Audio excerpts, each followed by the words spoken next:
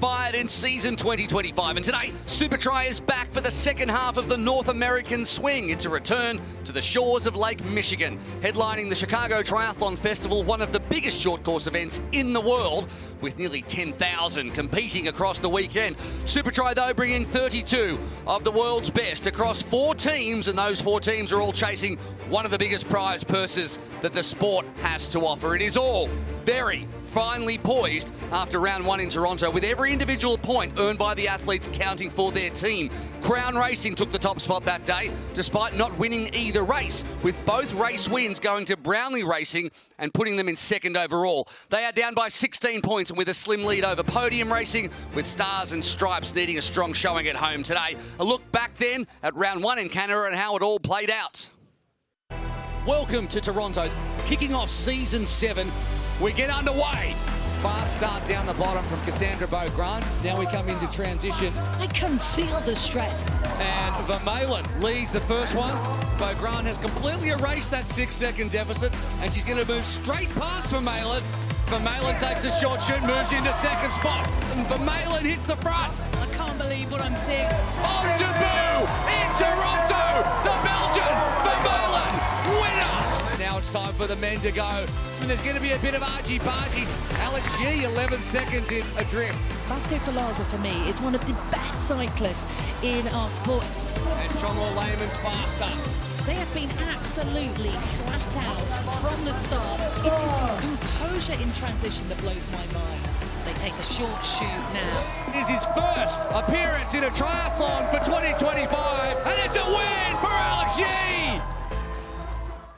Crown on top, Brownlee with the wins, and while the team's race is the short-term prize for all teams, Stars and Stripes, well, they have another goal on the horizon. They are here to sharpen their athletes for victory in the Olympic Games in Los Angeles in 2028.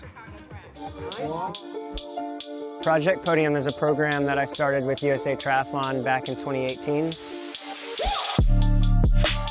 The goal is to have a male podium in the Olympics in 2028. So historically, our men weren't very good in the games, and so we started Project Podium to try to recruit them younger and develop them over a 10-year period. And Supertri's been a big part of that. This weekend, we have some of the best young athletes in the world racing for Stars and Stripes. We've got Reese Vanderson, who's been a part of the series here with Supertri for the last 3 years. We've also got Mathis, who he podiumed in the Junior World Championships in 2023, and I think had a breakout race in Toronto. And then we've got Sullivan Middaugh. Sullivan comes from an off-road background, also ranked in the top 60 in the world, one of the top U23 athletes in the world. So you do have a lot of the best talent here, especially from North America, so I'm really looking forward to seeing how they race this weekend. If they have success here, then they're definitely going to have success at the World Triathlon level, which is what we're trying to do by winning Olympic medals. 6 minutes until racing gets underway here in Chicago, with the men off first, and we have some fresh faces, and there will be plenty of movement. Alex Yee, Jonny Brownlee and Vasco Vilaça are all not here, so a great chance for Alberto Garcia, John Reed and Ricardo Batista to launch themselves up the leaderboard, and the same goes for Mislachuk and Beaulieu and podium team captain Kenji Nina, and Brownlee Racing legend and team owner Jonny Brownlee. Well, he's searching for redemption after 15th in Toronto. So Johnny, after your early elimination in Toronto, do you arrive in Chicago with a bit of a point to prove? Yeah, thanks for that. Yeah, I do, definitely. That was not my greatest day. I think I made a lot of mistakes, and I'm looking forward to being here with different athletes, different course, and being far better. I've worked hard on the mistakes. I think maybe I was a bit complacent, going into that. Not with the ability of anyone else, but my own mistakes. So I don't want to make those mistakes, and it's a completely different format as well, so this should suit me far better. In terms of the field here, Johnny, you've got to be looking at this as a good chance to try and get yourself a podium spot again. Yeah, I think this will be one of the best chances in my career that's left to get a podium spot. It's a young field here, a lot of unexperienced guys. I think the first round's been really hard and really tough. Everyone's been going for it, but as it goes on, I think it should play into my hands a bit more. Well, thanks very much, Johnny. Best of luck today. Thank you much. Let's hope so. And how it all plays out depends on who can handle the format and the course. Now, format first, we're back to the classic Supertri format. 3 back-to-back triathlons, 300-metre swim, the bike 3 laps totaling just over 4 Ks, and the run 2 laps at 1.6 K. And you can follow the progress via the graphic at the bottom of your screen. And as always, there are 3 short shoots on offer for the fastest athlete in the first swim, bike and run. And for the course, let's let Podium Racing team manager John Anthony explain. Last year, Podium Racing came into this race in first place. This year, we're in third. We're looking to use the swim to change that. Like last year, it's a pontoon start with some potentially tough swim conditions. Both of those favor Podium Racing athletes. We're looking to use the swim to put us into a good position going into this race. The bike portion is composed of 3 laps. While it looks like a traditional hot dog course, it's actually quite technical. The course is narrow, which puts pressure on rider positioning. Also, there are 2 single-lane chicanes. Last year, Podium Racing came into this race and dominated the bike leg, and we plan on doing it again. The run is composed of 2 laps. We're looking for teams to be focused on capturing the short shoot and run discipline points. However, for Podium Racing, look for our athletes to come into the run in a strong position and then hold it from there. Unlike traditional triathlons, where there are 2 transitions, in Supertri there are 8. Podium Racing is coming into this race looking to neutralize some of the best cyclists and best runners. In transitions, every detail, every millimeter, every second counts. Team managers cannot assist athletes or their gear in transition. Athletes are on their own and need to get it right. All right, we finished with the super slow-mo walk. John Anthony will be happy with that. Enough talk, though. Let's have a look at the lineup. 3 Project Podium athletes there in Beaulieu, Bannerson and Midor. And Martin Kropko, the super swimmer, the 20-year-old from Hungary, rounds out Parker Spencer's team. All those guys under the age of 21. So truly the next generation. Podium Racing, they're the most consistent from last round to this round. Alberto Gonzalez Garcia, he is 4th overall, so he's the highest ranked athlete who is here. Kenji Nina, 10th in Canada. He's the team captain. He'll be looking for a podium, his 2nd. And the 2 Reeds, John and Taylor. John Reed, 23 years old, from just down the road, and Taylor Reed from New Zealand. Brownlee Racing is led by Tim Don. Marcus Day is the big swimmer. Took the swim points last time around, the 24-year-old. We'll look for Kropko on that one. Jonny Brownlee, 3-time Olympic medalist at 35 years of age. The oldest, and the 2 debutantes, Brad and Pye, 19 years of age, and Hamish Riley, both from the UK as well. So very much the British team. And Crown Racing led by Michael Gilliam. Ricardo Batista, 6th in Paris. Former European sprint champion as well. Former world junior champion. The Portuguese is a real threat. Braden Mercer is on debut. The youngster, 21 years old from Australia. Tyler Mislachuk is back again. And Morgan Pearson, the 2-time Olympic silver medalist.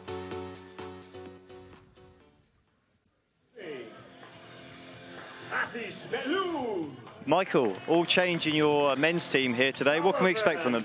Well, you're looking at the course. It's the same as we've had last year, hot dog course. The only guy that's been on this course is Kenji, so it's going to be very interesting. I'm just looking to consolidate the points lead that we currently have, 16.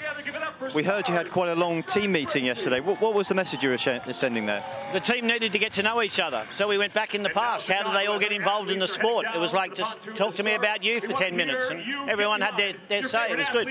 Leading out this race, you've got young Braden Mercer. He's a big swimmer. What are your tactics for this first swim? Well, first of all, I'm very proud that the Mercer name's attached to our series and to this race and to our team. I knew his dad really well, and I've worked with his dad on a number of occasions, so I'm really proud to have him here, and I know the Mercers will be huddled around the TV, and Darren will be there as well, the good uncle. I think I'm looking for big things from him. This sort of swimming, he loves. Well, thanks very much, MG, and best of luck for Crown Racing today. Appreciate your sentiments. Never gets old. It's just fantastic every single time, and I cannot wait. Okay, not long now until we get underway, and on the far left of your screen is Brownlee Racing. Tim Don selected that spot. It is because there is a current, and you can see it there going from the left of the screen to the right, so they're going to be pushed across towards the buoy. Next to them, Podium Racing, then Crown Racing, and on the far side, that is Stars and Stripes Racing. My name is Will McCloy, and alongside me, as always, in this one is Annie Emerson. Really exciting. 20 seconds to go to this one. Absolutely brilliant. Keep your eyes open for Martin Kropko. He's an absolute gun swimmer, as is Brendan Mercer as well. Yeah, that's right. There's plenty of swim power in this one as we get it underway. Round 2 of Supertri in 2025, and it is very much wide open in the men's. Beautiful clean start and the start of a 300-metre swim, and it's a horrible place to be in the middle of that whitewash with these athletes. Most of them have been here before and done it before, as well as Day, you can see, getting into his work. And it's a classic open water swim style, that one too. Always breathing to one side, taking a look every third or fourth stroke to make sure he's on site, and the rest of his athletes are looking to get on those toes. Absolutely, and a little bit of a chop here on the water. It's not too bad. The wind is up, but water conditions are good indeed. Marcus Day now, we're just seeing him there going for Brownlee. They got first choice on the pontoon, so they think they've got the quickest line to the buoy. But he talked a lot about Martin Kropko and just how strong the Hungarian athlete is, racing for stars and stripes racing. Yeah, Kropko, though, on debut in this format. But as that one, obviously, that's the women's ones to watch. We won't worry about that. But on debut in this format is Martin Kropko. He has done Supertri e-racing before, and there you can see the 4 that we want to look at is Taylor Reid, who's the only one with a decent amount of experience in Supertri racing. And everyone who comes into Supertri for the first time is shocked by the pace of it, aren't they? It is absolutely relentless. You were in the red for the entire race.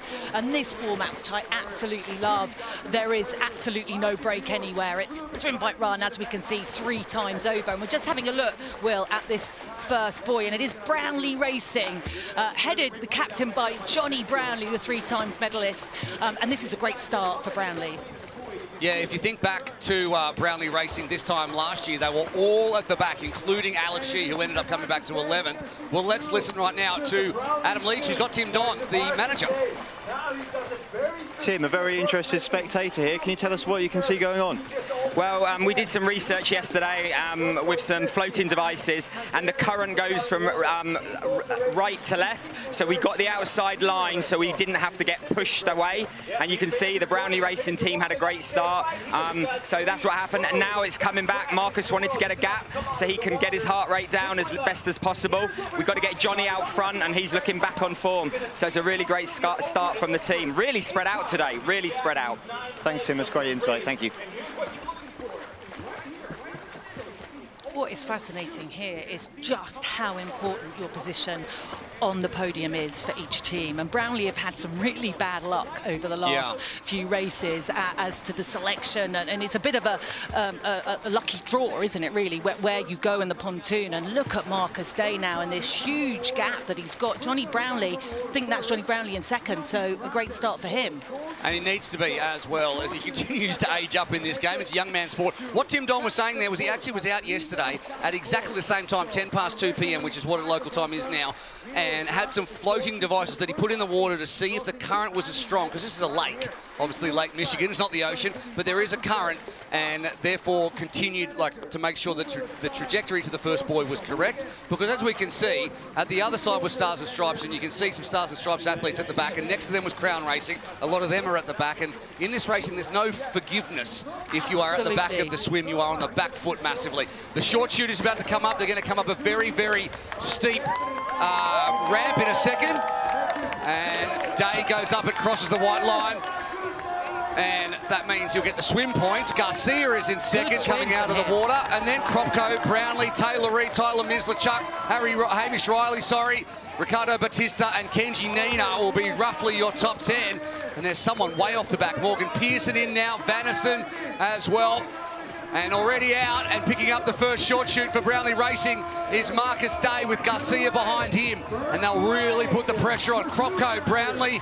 Riley's had a good transition and moved up a few spots. Batista is 8 seconds back, and Kenji Nina's caught in no man's land. He needs to catch the back of that pack to really gap the rest. So Nina, great bike rider, will need to use all of that effort. Morgan Pearson back in 10th, Braden Mercer 12th. And in 15th is Brandon Pye, the youngster, youngest man out there at the moment. There were 16 athletes out there, so we're missing someone at this stage. I think it's Sullivan, isn't it?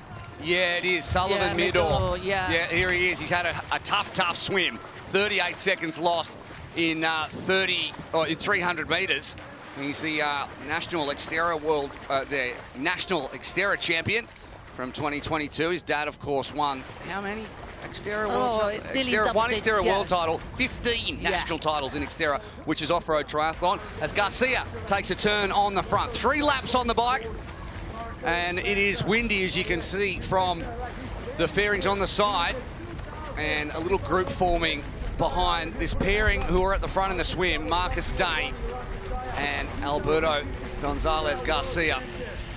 It's a ferocious pace that they are setting. Interesting to know the tactics that have been discussed with Tim Don. What a leader he is, what a manager he is in terms of teams. So Tim Don managing Brownlee Racing. He's won 2 of the 4 teams titles so far contested in Supertri League. I wonder what he'd be thinking about what this young athlete who had such a great swim early on is doing at the moment. Do you think this is good tactics, riding off the front? I'm just trying to work it all out. Well, at the moment, I mean, Day, he's got nothing to lose, does he? It's only his 2nd race. I actually went for a ride with Marcus Day this morning. I was riding behind him, and gee, he's got some legs on him. He was like, we'll just go for a short, easy spin. I was absolutely blowing, trying to hold on to him and having a chat. The answers were getting very, very short. As you can see back there, Morgan Pearson, the dual Olympic silver medalist, has got an amazing run on him, is trying to bridge up that gap to the chasing pack. But the 2 of them, Gonzalez Garcia and Marcus Day, out front, first lap, first time onto the black carpet, and they've increased their lead by quite a bit as the chasing pack behind them tries to organise themselves on what is a very narrow and way more technical course than you expect. There's a lot of changes of surface, there's some technical elements, and if you've got a group of 8 or 9, as the second group does, it can be tough to really take advantage of that. This is a tricky part on the course as well. So we can see the road surface not as smooth as perhaps the athletes would like. But Gonzalez, he's a really interesting athlete. He raced for the first time in Supertri a few weekends ago in Toronto, finishing 4th. He's got an 8th place at the Olympic Games, and I had him as one of the guys to watch today. I think this field is quite wide open. We're missing some of the top names, but could this be Gonzalez Day? I don't know, but it's a long way to go, that's for sure. There certainly is. There's another 8 legs to go, and we'll see a short shoot decided very soon. Brownlee doing most of the work with Taylor Reid tucked in behind, and then Martin Kropko, the 20-year-old, on in his first race. It's Supertri at the league level. He's been at Supertri E before, as we said, as Marcus Day takes his turn on the front. And Day will be looking to, at the end of this bike, deny podium racing a short shoot. So by picking up the next short shoot, which comes after the transition from the bike to the run, then if Brownlee pick it up, they stop podium from having one, and that's what we're going to want to do. And we're going to head down now back to Adam Leach as well and get some more chat from the managers out on course. John, you might have expected Marcus to lead out the swim, but Alberto's right up there now. Did you plan for this? Yeah, look, I'm not going to lie. We were definitely going for the swim points on this one, and we needed the short shoot, but we're exactly where we needed to be. Alberto came out of Toronto really hungry. In fact, he wasn't even supposed to race here, but he's exactly where he wanted to be, which is on the front side of the race. Thanks, John. Yeah, Paris Olympian Alberto Gonzalez finished 8th in the men's individual and 9th in the mixed team relay with Spain. Also a World Cup winner from last year at the event in Hong Kong. And he's got a lot of World Triathlon podiums to his name. And he was a bit of a surprise packet. Anyone coming in for the first time, if they can finish 4th in a Supertri race, that is an elite result, because obviously it's so different to normal racing. Yeah, and we had a top field in Toronto last weekend. We've got, last weekend, a couple of weeks ago now, and we've got quite a few athletes making their debut here in Chicago, and that's making the racing, I think, really interesting. We can see, I think the packs now just separating down the road, 2 out in front, 2 packs behind, and we've got the 90-second rule, which is going to be interesting as these legs go round. Yeah, so Kenji Nina managing to tack onto the back of this group of 7 now that are trying to chase down that pair out front with Tyler Mislachuk. Now on the front and driving hard. Earlier today, I ran into his mum and dad, both of his aunties, one of his uncles that all travelled from Winnipeg to watch their son, a 3-time Olympian, race in this format, which he has been such a stalwart of. And Michael Gilliam mentioned it before. Experience in Supertri even more important, considering that 15 of these 16 athletes have never raced on this course before. Only Kenji Nina was here last year, which is quite incredible when you consider that it was only 12 months ago, and the personnel changes that we've had for this race is really bringing some freshness to it. Absolutely is. And we can see there, the banners there are waving in the wind. And this is a tough course. Toulouse is a really tough course because of the hills, it's technical, but a lot of the athletes say that this is one of the most technical courses that we've got in Supertri in 2024. That gap continues to grow. Jonny Brownlee on the front there, is he getting a little bit frustrated with the other athletes struggling to come and take their turn? It's interesting. I think he's well positioned. I think, like he said, it was going to be fast and furious first stage, but then as it goes on, you know, as a man who is not that far away from Johnny's age, okay, I can understand. A little bit far away. Only 7 years, There's a 4 in front of it. Let's there is. But, you know, we're like diesel engines, right? He's got a bit of a high quality one than me, but the youngsters will go out fast and furious. The longer Johnny can stay in, the better his chances are of taking another podium to add to one. And it's been 720 days since he last had one, which was Toulouse 2023. And there he is with Hamish Riley, the debutant behind him. Imagine being Hamish Riley, getting the call up for Brownlee Racing and just sitting in 4th position behind Jonny Brownlee, the three-time Olympic medalist, sorry. I mean, 22 years of age. I mean, he would have been watching London. How long ago was that? 2012, 13 years ago. He was just into his teen years, and now he is riding on Jonny Brownlee's wheel. All right, the 3 laps are done. Garcia comes in. If he can get out of transition first, he's going to pick up a short shoot for podium racing, which is what John Anthony wants. Very smooth, puts on the on-running shoes, and he's out, and that looks good, and he will pick up the short shoot, which is a nice little shortcut to be used in the second, or the start of the second lap of the final run. And those two had a decent transition. Now the packs come in, and it's about, when you've got all that congestion, it's about being calm. Slow is smooth and smooth is fast, as they say, and a big group come out. Jonny Brownlee there, Batista had a good one. Kropko as well, he's still got the goggles around his neck. Braden Mercer getting the water poured on him, but these two just getting into their work. 2 laps on the run. Well, this is turning out to be a really fascinating start to Chicago. It really is, and just brilliant to see that we've got 2 front runners.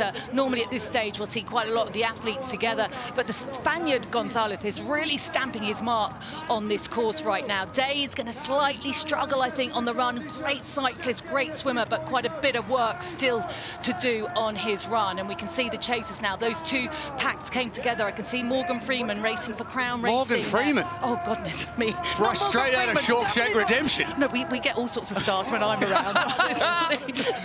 I'd like to see it. I'd like to see it. It's Morgan Pearson. Let's just correct ourselves. Okay, yes. You're right, though. Garcia has Gap Day, and the chasing pack, led by the 2 youngsters in Riley and Kropko, are going to chase Marcus Day down, and they're going to then hope to swim on Marcus's feet as he tries to draw everyone back up. But if Garcia can have a swim like he had before, well, he'll still continue to push time into the rest. We'll go back down now to Adam, who's got Parker Spencer with him. We'll be very happy that he picked Kropko for his team. Parker, this is blown up into a bit of a 3-pack race at the moment. Can you see it continuing up, and where are your athletes in this? I think this run is really going to shake things up. There's a big difference between this run and where it was in Toronto. It's longer on this run than it was in Toronto. You're going to see a lot of guys start to suffer here, and then once we go into round 2, that's where the guys who way over biked and way over swam and did their best here on the run are going to blow up. So I think my guys are going to catch back up. I'm not worried about their position. Even Sullivan is about 30 seconds off the back. I think we'll really start to see some guys suffer on the second lap of the run here. Thanks, Parker. I think he's 100% true. We've seen some suffering faces. Braden Mercer's trying to tack back onto the back of the pack. You can see him there, second to last in the Crown Racing outfit, and Sullivan mid-oars behind him. Reese Vattison, a vaunted runner, he's off the back too, just trying to catch up to Brandon Pye. So, but Tyler Mislachuk looks good, and Batista looks good as well, looks strong, and Kropko's measuring his efforts too. So, yeah, we're really going to start seeing who went too hard in the first swim, bike and run when they get back into the water. Well, this is an interesting start to this race. Baptista, as you said, looking super strong. Michael Gillingham, the stand-in manager at the moment, is on the course in transition, shouting his athletes on from Crown Racing. It's a surprise to see Vanison there. He's such a great runner. He's a renowned runner. His run leg is stronger than his swim and bike, but maybe he put a lot of effort in to stay on that swim and that bike. I know his mum and dad are here to support him once again, as they were in Toronto, but Vanison having a little bit of a tricky day out there at the moment. Yeah, and he's about to go past Marcus Day, who has experienced on this run being overtaken by about 12 people in 1 kilometre, which is never a good feeling, and Mislichuk looking very strong at the front with Baptista and Brownlee, so really that experience coming to the fore as they look to chase down Garcia with some of the main names heading up there. Riley's dropping off the back, Pye's dropping off the back. Vanison cannot make that time up, and if you remember back to 2023 when he raced Supertri League for the first time, he won the fastest runner across the course of the series. He was the fastest runner out there, but at that point he was really being used by the team as a gun runner to pick up those points. These days he's won a World Cup. He's obviously graduated into being a more well-rounded triathlete, so he's not so much used by the team to just go out there and win the run points to add to the team's total. He's out there to try and win races, so obviously pushing harder in the other legs as Mislichuk and Baptista are now on the front, and John Reid looks to get in there, shoulders his way in there past Jonny Brownlee, and Gonzalez Garcia, he really just looks controlled, doesn't he? He looks very, very good at the front. Well, he'd need to be. I mean, I'm just hoping that he's kind of not getting carried away with the occasion, but I don't think he is. He now has the experience of having raced Toronto. He's a very experienced athlete, 8th in the Olympics in Paris. And as you said, he doesn't look like he's breathing heavily. He's not going to stay away from this group, I don't think. I mean, we've seen a lot of the women do it in the past. Georgia Taylor-Brown has stayed away on this format, as has Jess Learmont, but I don't think he'll stay away from this group. But if it means he gets to transition into the swim without a great big group of people, of athletes around him, then he's going to benefit from that, as we can see now. Have you ever run sub 3-minute kilometres and put a pair of goggles on at the same time? Definitely not. I always love to watch this. This is my favourite part, where everyone's wearing their swim cap and goggles and having to run. It just doesn't make a lick of sense, and that's why we love it so much, adding extra skills to the kit bag of the podium, the Project Podium athletes, and everybody else out there as well, as Gonzalez Garcia denies any of the other teams a short shoot by picking up the last one. He puts his shoes back down. He's going to go around the bottom end of transition and then down a very, very steep ramp and back into the water. And this second swim is always absolutely horrendous. And he goes off the edge, straight in and out to the two boys. You can see out there he's going to go around the one on the right-hand side first, and he's going to be chased by a huge pack of swimmers who'll need to make up 13 to 15 seconds if they are to reel him in and start the second triathlon of 3 in a big pack at the front. It was interesting because we were talking in Toronto about how do the athletes, but why is it easier to get back on when you're behind like this? I mean, the athletes have got something to chase, number one, that's for sure.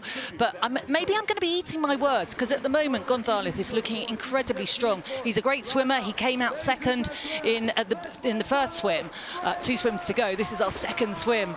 Mercer, we're just seeing in 15th place now at 1 minute down. I think he is going to be a casualty of the 90-second rule. And just for anyone just tuning in now, new to Supertri, if an athlete falls 90 seconds behind, they are eliminated. Yeah, if Gonzalez Garcia continues in the vein that he is, we're going to see some eliminations, and there's a big gap out front as people are just blowing up my phone with pictures of Morgan Freeman now.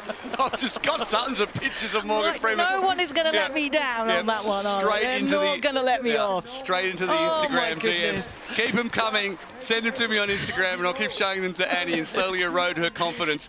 But speaking of confidence, the man from Spain is out front doing the job, very much so. He's going to make the turn at the top, and we are into our second triathlon. Big group coming to them, but not only have you got someone to chase down, Annie, you've also got a benefit of draft, and these athletes you can see in 2 or 3 lines where the stronger swimmers are dragging the other swimmers up, and that certainly helps as well if you're trying to chase down a target out there in the water.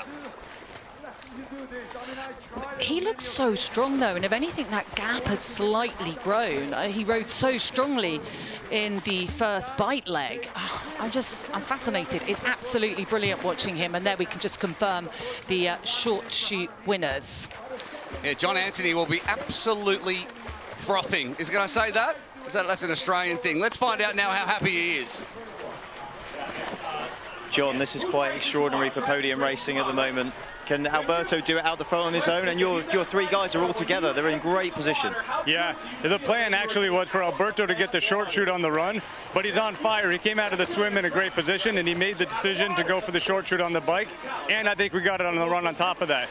Our three guys now, we've got three other guys behind him who are well positioned to work as a team, and this is what we focus on coming into this race, is racing this hot dog course with clear team tactics, and we're about to see that unfold. Thanks, John. Yeah, John is certainly running this team with a real attention to detail that we normally see reserved for the Tim Dons of the world. But John, he runs it very much like a business. He's really thinking about how he's going to play out the races. And when you've got a guy of the quality of Gonzalez Garcia, who is still so young and has done so much already, having stepped up, I guess, to WTCS level in the last year or two and fit plenty of top 10s and continues to grow in confidence, comes off the back of a fourth and can really lead a team and allow the others to play their role as he continues on his way out front. Well, I thought it looked like the athlete behind us that day, I'm just trying to work out who it is who is leading that chase group. I thought they were catching Gonzalez, but it doesn't look like they are at all, and this is a phenomenal start to his race here. Well, let's see. I mean, it was 13 to 15 seconds when they jumped into the water. It looks to be at least that on the way back out, and he looks still very, very fresh. And if I was Braden Mercer, or Sullivan Midor, I'd be concerned about getting the red elimination flag, which can happen at the end of any lap. And there is Michael Thompson, right-handed side of screen, with the elimination flag in his hand. So Garcia, lovely flying mouth, doesn't lose any time there. And behind him, it was the Stars and Stripes athlete. It continues to be Kropko, the 20-year-old, is in second position now. Day's fallen off the back. Yeah, there's Nina, who sits mid-pack, and so does Taylor Reid, who I think will be good again. Jonny Brownlee still part of the pack as well. Kropko took some time out and moved to the front of that pack, as we talked about him being a great swimmer, but the others actually lost a bit of time to Gonzalez Garcia. Well, Kropko is the senior and junior world aquathlon championship. He won that title back in Pontevedra a couple of months ago, and he got 7th of the eSport World Champs as well. Sister Martha's racing in the women's race, but looking really strong. Great signing for Stars and Stripes Racing. Absolutely. So you can see the top 14, and we're going to see how close to the 90 seconds that the other two are at this stage. Marcus Day couldn't swim down that gap too much, and 3 of those Brownlee athletes are at the back. So Brownlee Racing sitting second in the team points overall. Tim Don will be a little bit worried about this. He's still got Jonny Brownlee up there, but you need at least 2 or 3 in the top 10 to really make a move in the team standings, and there's $350,000 US on offer for the teams overall. So being well placed, as you can see there, for example, 3 in the top 9 for Crown Racing, which is our team's leaders at the moment, and 3 in the top 7 for Podium Racing, who'll be looking to make big moves in this one.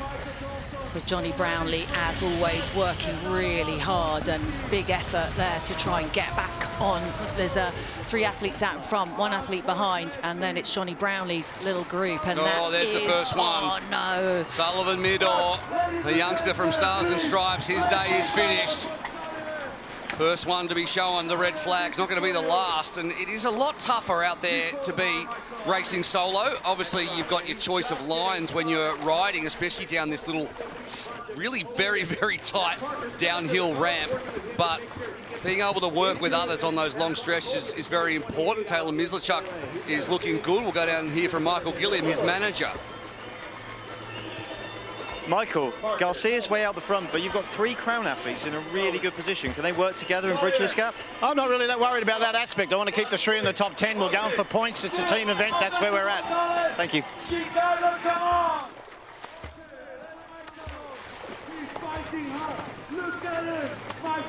All right, we can see the gap growing and growing and growing as Garcia continues to work. And at the front, Kropko, Mislichuk and Reid, then Mathis Beaulieu as well. John Reid there too, Jonny Brownlee.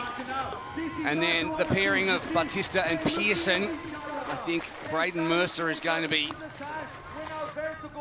right in danger towards the end of this bike. But I'm very impressed with Martin Kropko, who is leading athletes with vastly more experience. And if you throw Mathis Beaulieu there as well, and Morgan Pearson at the back, he's got the pain face on. He's working very hard to stay in touch. Well, he certainly is indeed. And yeah, as you said, great racing from Kropko, but I'm seriously impressed with the Spaniard. Reed there just still trying to get his feet in his shoes. He might as well not bother because they're nearly at the end of this bike now. We're going to hear very soon who gets the short shoots. I'll be surprised. Well, the question is, what does John Anthony do? Does he give it to Garcia? He's so far ahead. It might not continue. It's a question for John Anthony because he's got athletes in that pack that he could elevate up with a short shoot, which is a little shortcut to be taken on the last run. He's got 2 athletes there in John Reed. In fact, he's got his 3 athletes. All 3 of his other athletes are in that chasing pack. So moving them up a few places will get serious team points. And as long as Garcia stays out of trouble, you think that's what he's going to do. The other question is, who do you give it to in Brownlee Racing? Hard to give it not to Jonny Brownlee, considering he's the co-owner of the team and ostensibly Tim Don's boss. So it'll be interesting to see whether he does that, because I don't think there's another athlete in any kind of danger of being at the front of this race in Brandon Pye or Hamish Riley or Marcus Day are all at the back. Interesting interview with Jonny Brownlee at the beginning, wasn't there talking about, if I'm going to have an opportunity to get on the podium, this is probably my best opportunity here in Chicago. The problem is, sitting in this group here, some really decent runners, and Jonny has talked about the fact that he is in great shape. He just couldn't deliver, made a few mistakes in Toronto, but having a much better race here. And Jonny does tend to get stronger as the race goes on. I think the years of training and racing will help him, but he's still in a decent group of athletes with some really strong runners. Yeah, I'd agree, but there wouldn't be many people who wouldn't want Jonny Brownlee to stand on a podium again after 3 long years. And we're going to head down now to Adam, who has Tim Don, who isn't seeing the race play out for his wider team, but he will be happy that Jonny Brownlee is within striking distance. Tim, you've got a short shoot to give here. Can you give it to anybody other than Jonny Brownlee? No, I think Jonny Brownlee, he's in there, he's fighting for a podium. So, yeah, it's definitely going to Jonny Brownlee. Thanks. Okay, well, that clears that up then. Well, who else are you No more conjecture from us. I mean, no one's going to argue with Tim Don. You know, he's probably the most diligent attention to detail manager that there is. But saying that, John Anthony as well. He's very stoic, isn't he, in his, you know, managerial skills of podium racing. He is the founder, though, of podium racing, and he takes it really seriously, which we can completely understand. But good racing from podium racing at the moment. Taylor Reid is in there, super strong, ex-Commonwealth Games medalist. Kenji Naina as well. We're waiting for a podium finish from Kenji Naina, if for no other reason, the interview at the end of the race. That's very true. And I think, regardless of what Jonny Brownlee does, Brownlee Racing is under threat of dropping down the team's leaderboard with such good representation in the top 10 from Podium Racing, who's sitting in 3rd overall, and then, of course, 3 in the top 9 for Crown Racing. It all really comes down then to what happens in the last swim, bike and run.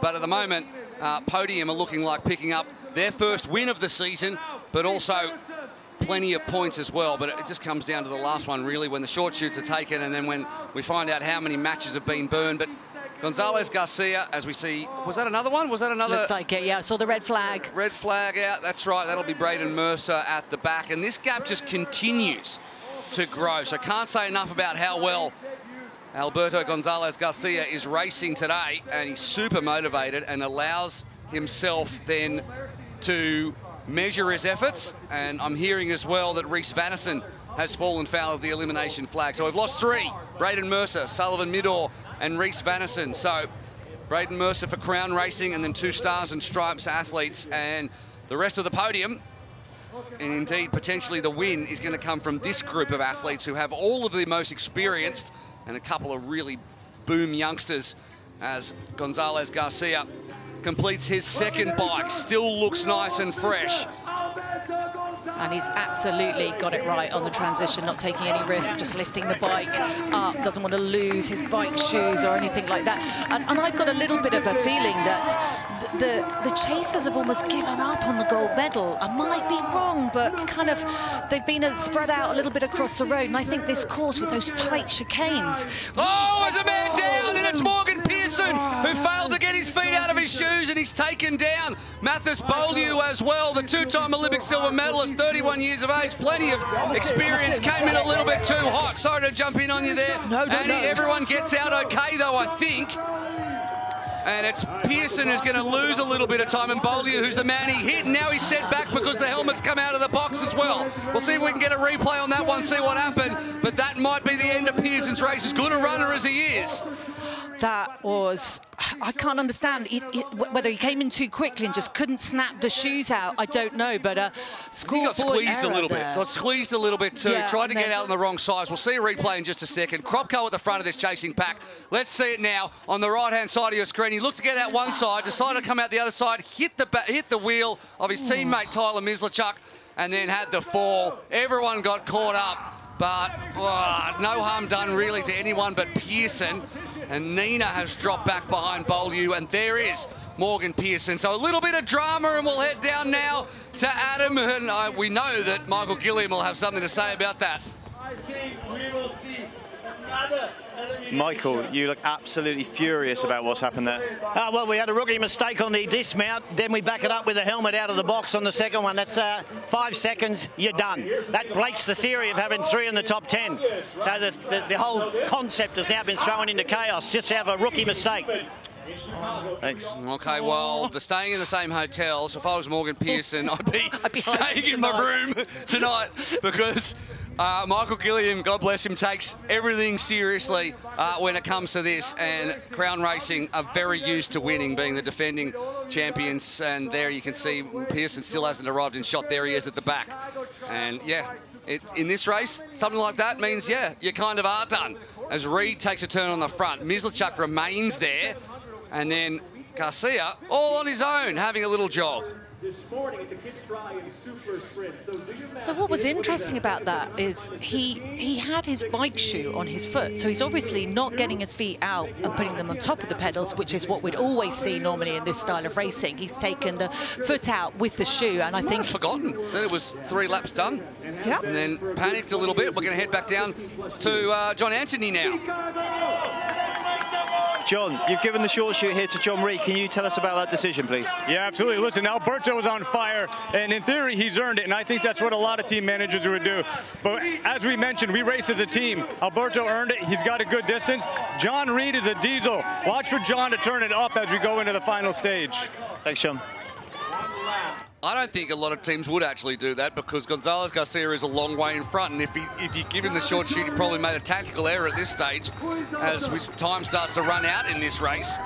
So you can see top left, John Reed has the short shoot, and Jonny Brownlee has the short shoot. So even knowing that is a real boost when you come in, especially in a pack like this. Reed takes the front, and Brownlee, there's a little gap between him and Ricardo Batista. So Brownlee really has to dig deep if he's going to stay on this front pack of 4 and find a podium.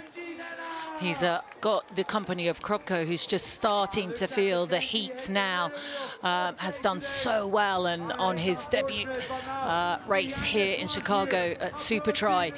But this is absolutely incredible, the racing from the Spaniard. And Brownlee also just ever so slightly dropping off. I tell you, he's looking really interesting, and that's Tyler Mislachuk as well. We were chatting about him earlier, weren't we, Will, about the fact that, you know, he's there or thereabouts, but we haven't quite seen the form that saw him way back in Tokyo win the test event there. But he looks like he's on fire today, and you had the opportunity to meet all his family. I wonder if that's just really buoying him and his confidence. But he looks great. He looks back to his best, Mislachuk. Yeah, I absolutely agree. I mean, I think around Tokyo, and I've heard him on a few podcasts and stuff talk about the journey that he's had, and he's had a lot of headwinds, a lot of injury and illness that he's been fighting through. Finished 8th in Toronto. But he's always promised so much, Tyler Mislachuk, and he's such a lovely guy, comes from a lovely family, and it'd be great to see him do the job here. Not that far globally from Winnipeg, Canada. We are, of course, in Chicago, which is right up in the northeast of the USA. It's a lovely, warm summer's day as well. Taylor Reed stuck in there behind, and Ricardo Batista. So the 2 Reeds And then Tyler Mizichuk looking like he's wearing a pair of old 80s Oakley shades, but they're in fact his goggles. And then Batista as well. And then Beaulieu is part of that second group together with Jonny Brownlee. But it seems a long way like a fight. Unless this is a terrible swim from Alberto Gonzalez Garcia, he's in control of this race. Around 20 seconds it was before, looks to be the same. So whether he's digging deep to keep this little gap or whether he is very much measuring his effort is going to be all told when we see him get into the water again. Group of 4 charging into transition, trying to erase this gap, trying to find a win here, taking the individual top points, taking the individual money, but also the boost for their team and into the beautiful waters of Lake Michigan, in which we're going to have 10,000 people dive in over the rest of the weekend. Goes Alberto Gonzalez Garcia. Brownlee on his own needs feet to swim on, and he finds Mathis Beaulieu and Martin Kropko, and they're the feet that you want to be on, Martin Kropko's feet. And there they go into the water, the 3 of them. And look at that, 37 seconds down now for Pearson. 10 seconds, 11 seconds behind Brownlee, and you can just see what happens. A tiny mistake can then turn into a whole lot of time. Kenji Naina, we had him down for a potential podium finish today, finds himself 49 seconds back down on Gonzalez. He'll be disappointed with that. It's only going to get worse too, because there he goes into the water all by himself, so he doesn't really have anyone to work with to help him out, whereas that group of Brownlee, Kropko and Beaulieu, and also the group of 4 between 2nd and 5th, well, they get to work together a little bit. And this is the really tough part of Supertri racing. It really is. This format is incredibly hard, and this 3rd swim really hurts some of the athletes. I think that nothing can prepare you for what your arms and legs are going to feel like. Everything is going to feel like lead, but maybe not for Gonzalez, who seems to have a big gap. I'm wondering if we've seen this. I'm trying to work out if we've ever seen a man break away and stay away. I know we have very often in the women's races. A lot of women's races like that. But I don't know if we've seen a No, we've male seen a lot of athlete. closer ones, and another elimination there. Also Hamish Riley to me. No, that's Marcus Day. Marcus Day. Marcus Day. Riley's on the bubble too at 120. Was there, did you guys, in the UK, did you have a cartoon called Speedy Gonzalez in the 80s and 90s? Because there was one. Yeah, absolutely. Yeah. Well, here he is. Yeah, here he is. He's making a comeback. He's right at the front. Okay, there's the eliminations. Bottom left of your screen, 2 Stars and Stripes athlete, and 1 each from Brownlee and Crown Racing. All the podium athletes still in there and looking to score points, which is going to really help them out. And John will be very happy that his team plans are coming to fruition as he would have hoped. It always helps when there's someone right at the front like Speedy Gonzalez. So looks like Tyler Misludchuk is on the front of the chasers, but Gonzalez has such a decent gap now. I'm not saying he can take his foot off the gas, but he can almost, as long as he doesn't have any mishaps, he can afford to cruise this last round. It's absolutely an incredible, stunning performance from the Spaniard, and bearing in mind it's only his 2nd race ever in Supertri racing. So a brilliant day for podium racing, and a great signing from John Anthony to have picked out the Spaniard earlier on the season and decided he wanted him as one of his main men on his team. Well, Jonny Brownlee and Mathis Beaulieu can thank Martin Kropko for dragging them up to that group of 4. So he's erased a 10-second deficit, Kropko, the 20-year-old, and brought it back up. So I'm thinking there's going to be a group of 7 athletes who are all just about going to come out of the water together and then have to work together. Although there is probably still a little bit of a gap as Kropko tries to erase it off that group of 4, and I think it's, yeah, we can see it there. I think it's Mislorchuk is the front Crown athlete who's on the hip of Reed, and then Taylor Reed, and then the other one is Ricardo Batista. So Kropko just moving up to the back of them and trying to drag up Beaulieu and Brownlee as well. As out of the water for the final time, which is always, if you're like me, a great feeling in any triathlon to get out of the water for the final time, goes Alberto Gonzalez Garcia, who has controlled this race and really put his stamp on it as another next-gen athlete I mean, he's 27 years of age, which puts him as old when it comes to Supertri. But in terms of Supertri racing, another name in the hat at the front end of races coming up. And obviously the team managers can no longer touch the bikes while they're racked, so no rubber bands to keep the shoes in position. Have to work that out for yourself. Batista back of that group, and then we'll see the gap back and see where the Kropko managed to get them up there. There he is. And this is a difficult day for Brownlee Racing as we watch some of these athletes coming out now. Podium Racing really just having a very impressive day. John Reed is really impressing me here today in Chicago. 5th in Toronto. Comes from a military family. His father is actually a Navy pilot. As we see Jonny Brownlee going out now, he's going to have to work really, really hard if he's got any chance of getting back into contention. Certainly for a podium finish here. 34 seconds down on Gonzalez. All right, we can see the gap back, and there's absolutely no one as Alberto Gonzalez Garcia, 24 seconds. And Kropko had a great transition to add to his great swim there and has erased that gap, left Brownlee and Beaulieu behind by 7 and then like around 10 seconds respectively. But Kropko's swim keeping him in it. There's no doubt about that, and it's really spread out now, and through the technical section they go, the group of 3 who are fighting for the podium. There's the gap back, and we have the 2 Reeds and Tyler Mislachuk. John Reed, as you said, he comes from Virginia Beach, which I think is about 900 miles from here, which globally is not that far, I suppose, if you want to come and watch, if you're a Reed and you want to come and watch John possibly stand on the podium. Let's not forget he's got the short shoot as well, and out of that group that are challenging for a podium position, he's the only one who's got that nice little shortcut that he's going to be taking very, very soon. Yeah, absolutely brilliant from John Reed, 23 years of age. Wow, what a future he's got ahead of him.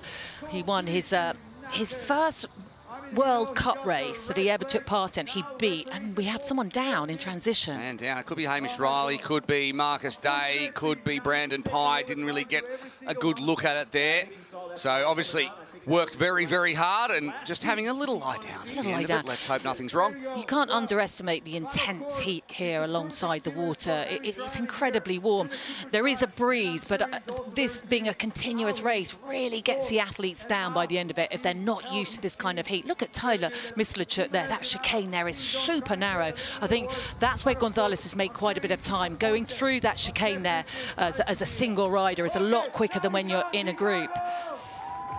2 more laps to go on the bike as he heads into the second lap, and there is absolutely no one around him. So the bike legs really where he's put in some time. He's held people on the swim quite well, put in time on the bike, and then measured the run all the way through and continues to grow that gap. And here is the race for the podium. Could podium racing lock out the podium? That is a big question, because Garcia at the front and Tyler Mislachuk at the moment is the only man who's going to have a say in that, because it is 1, 2, 3 podium racing, and they could come into the women's race, which is coming up in about 20 minutes time, with the interim lead in the overall. Meanwhile, Stars and Stripes Racing are putting all their hopes on Martin Kropko and Mathis Beaulieu, and we'll head down now to Parker Spencer. Michael, let's talk about that. Alberto Gonzalez Garcia. Parker, always tough to ask for your young guys here, but there are 2 of them here. Martin is really pulling us out now. Yeah, Martin and Mathis are holding their own right now. I'm really proud of them. Reese got eliminated. He was near the back, but his chain fell off, and honestly, that's probably on me. Part of my job as team manager is to look at the bikes and make sure that nothing's wrong with them so that our mechanic can come over and fix it, and I didn't do that, so his chain was off when he tried to get on, and then it just lost him too much time. But right now you got Martin and you've got Mathis that are still in the mix, and both of them are really solid runners, especially Mathis, so I think that they can pull something big here. Thanks, Parker.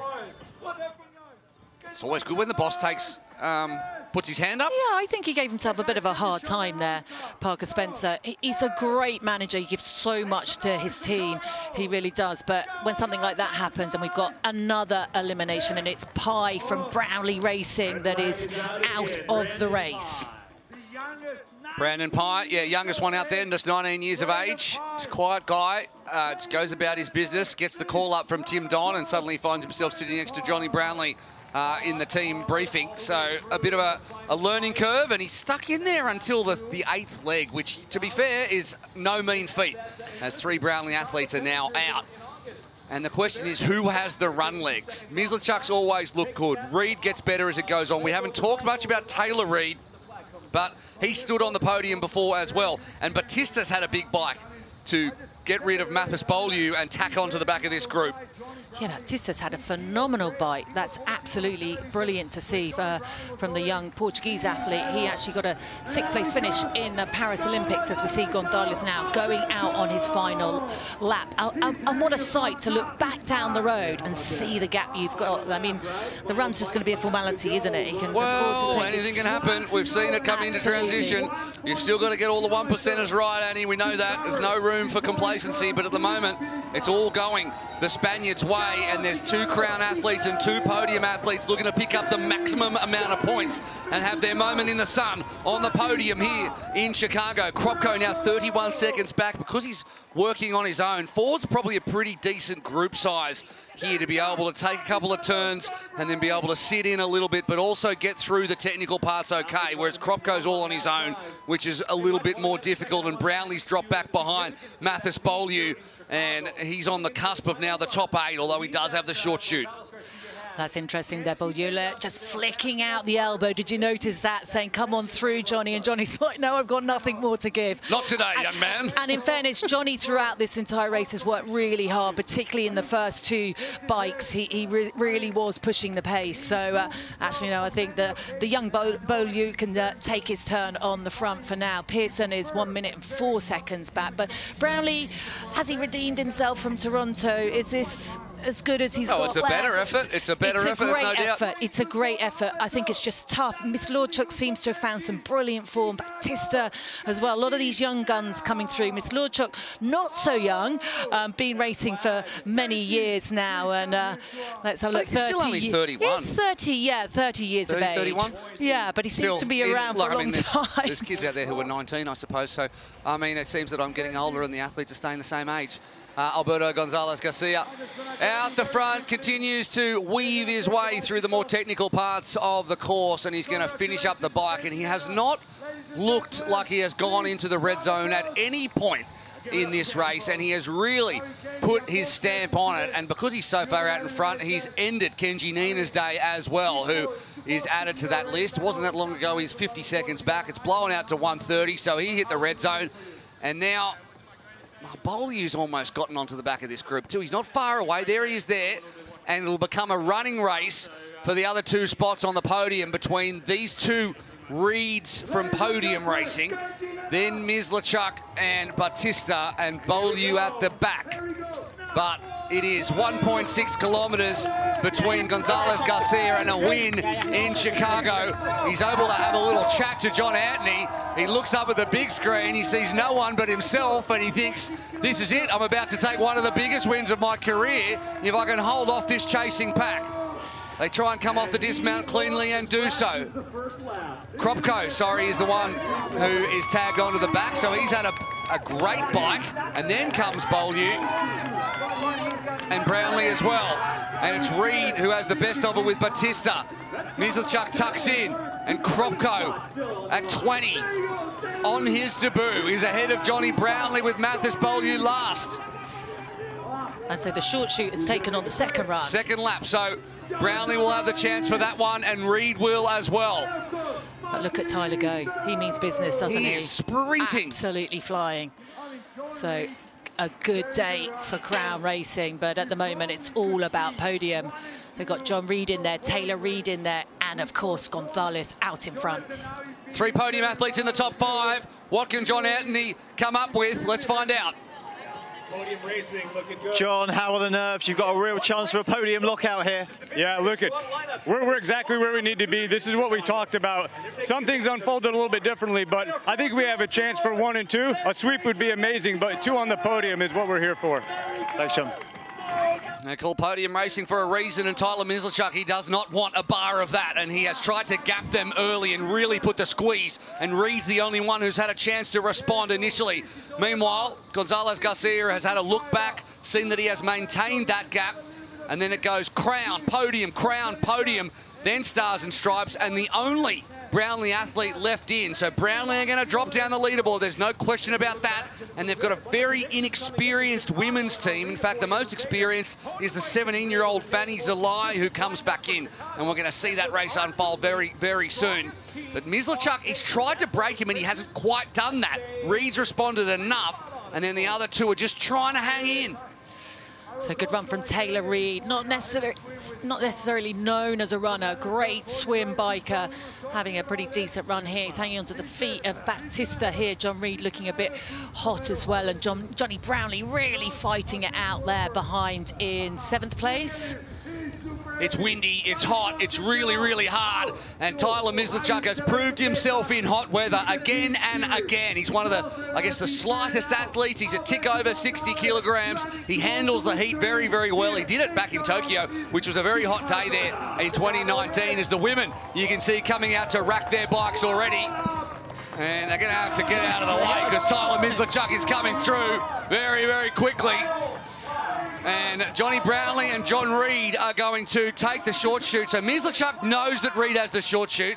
He needs to stay in front of him. He gets words from Michael Gilliam. He takes the long way round. Reed gets the shortcut, but he's not going to quite pick up Tyler Mislichuk there. There's still going to be a fair old gap.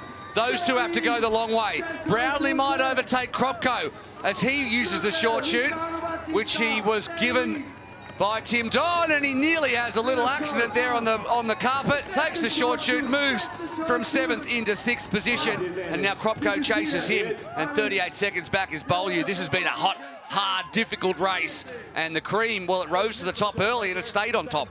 It did, and as we were talking earlier, I don't think I've seen this before, where a male athlete has gone out in front and stayed out in front at such an early stage. Very impressed with Tyler Mislichuk, though. He's running down this gap. He looks like he's on a 400-meter race. He has done from the start, but they are, of course, running a mile, 1.6 kilometers, 1,600 meters. Tell you what, 13 seconds. The gap. It was 25 seconds in the first as they went out, so he's put 12 seconds. But Gonzalez Garcia, I think, is probably not going as far into the red zone.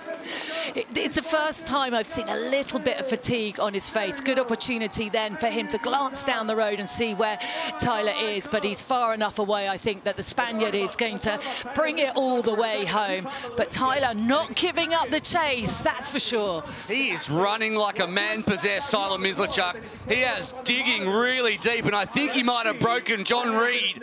Batista and Taylor Reed are at the back fighting for 5th position, but Tyler Mislichuk is absolutely hammering. There's Morgan Pearson. He's still on his way out after that little accident in the 5th transition of the day. Looks like they're about to run into each other, but they're not. And Mislichuk and then Reed, but I think Garcia's going to do the job, and they're just coming in one by one. As Brownlee tries to hold off the Stars and Stripes at the back. It's going to be Gonzalez Garcia, and it's going to be Tyler Mislichuk, you would think, 1 and 2. Little look behind. He's got a little way to go just yet, and Gonzalez just looking now, showing the fatigue of the last 52 minutes racing. Phenomenal race from John Reed. Jonny Brownlee, good to see, but he's going to be the only Brownlee athlete picking up vital points for the team. Here he comes. Speedy Gonzalez gets the high five from John Anthony. And why not pick up one from Georgia Taylor Brown as well? He claims it.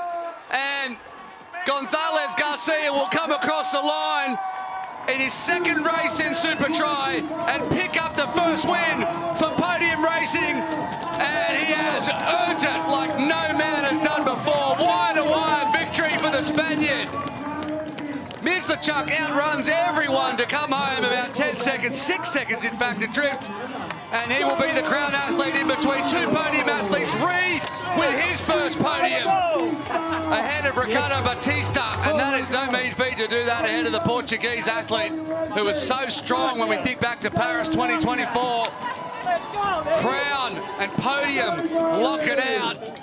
Taylor Reed makes it into the top 5 ahead of Jonny Brownlee, 34 seconds adrift. Let's go.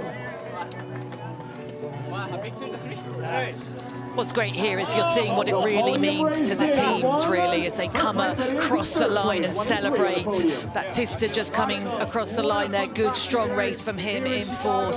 And a strong performance from Reed. Brownlee did everything he could to get that sixth place. Really vital points for the team. But a difficult day for Brownlee racing. But I tell you what, podium racing are looking really good right now. Yeah, and they're just coming with professionalism that I guess we haven't seen before. It just continues to raise the game, and doing it for the team is such an important part of Supertri now in the third year of the team's evolution. And these guys are really sticking together and doing it for each other. Morgan Pearson made the mistake. He's been such a strong athlete for US over so many years, and congratulated immediately by his teammate. Tyler Mislachuk wants to see if he's okay. Doing it for Crown Racing. Tyler Mislachuk, great result for him in front of his family. He'll be extremely happy with that, and so will Michael Gilliam.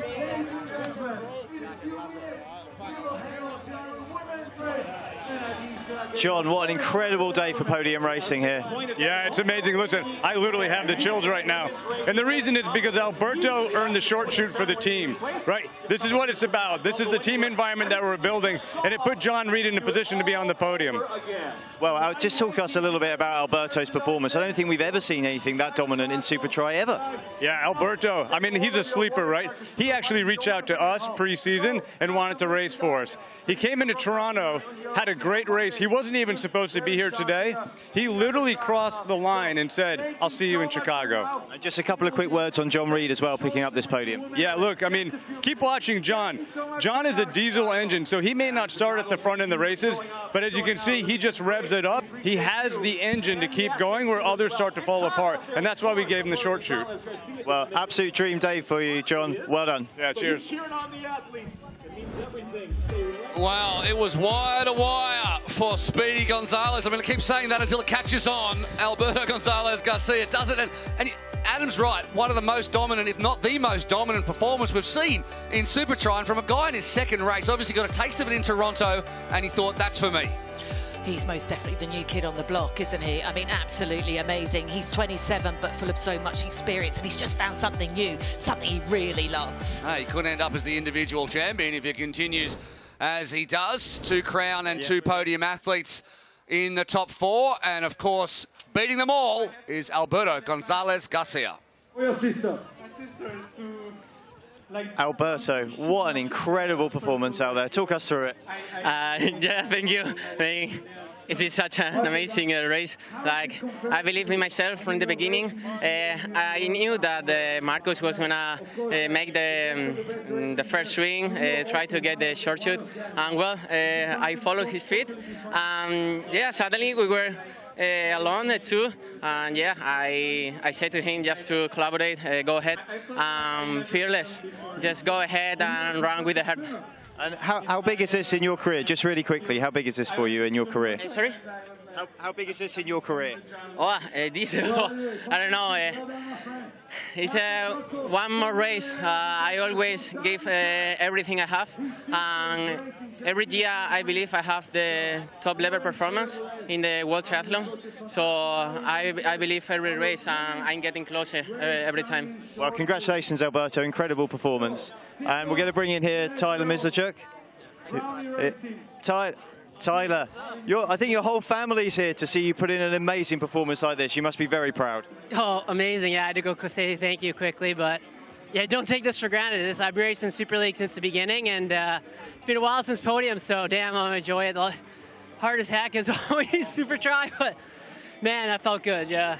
Well, many congratulations, Tyler. We're just going to quickly bring in John here. John, the man, you pushed Tyler all the way there, and a really, really great race for you. You must be absolutely chuffed. Oh, I'm stoked. Super fun. It's my only kind of, quote-unquote home race of the year. We don't get a race in America a lot, so it was really fun to be able to show up. And just talk to us a little bit about Alberto's performance as well. I mean, that's as dominant as it gets. It was stellar. I mean, he came in, he was like, I'm pretty stoked for this one. And you could just tell by his energy all week. Yeah, he got a pretty good gap. And we just let him go, let him roll. Well, many congrats to you, John, and to Podium Racing. A great day. Well done. Yeah, thank you very much.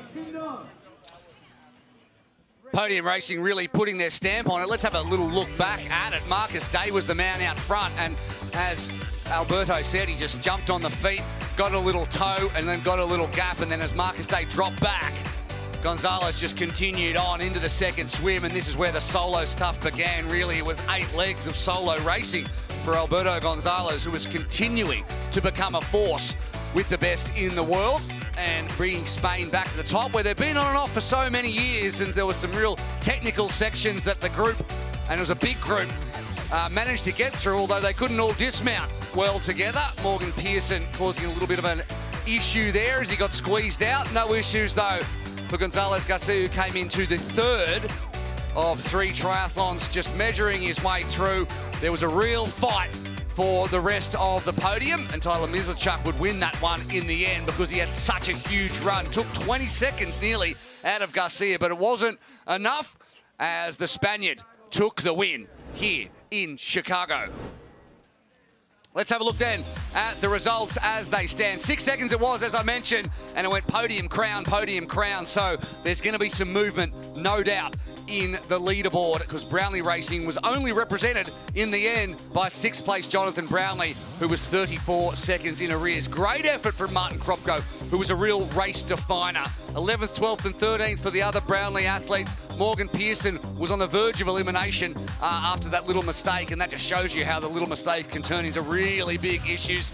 And then we saw all the other eliminated athletes. Kenji Nina, the best of them, in 10th. They still pick up some points, but they don't get to finish this race. We'll go down now to Adam, who's with Parker Spencer. Parker, you had some of the absolute top talent here today. What do you think they got out of this?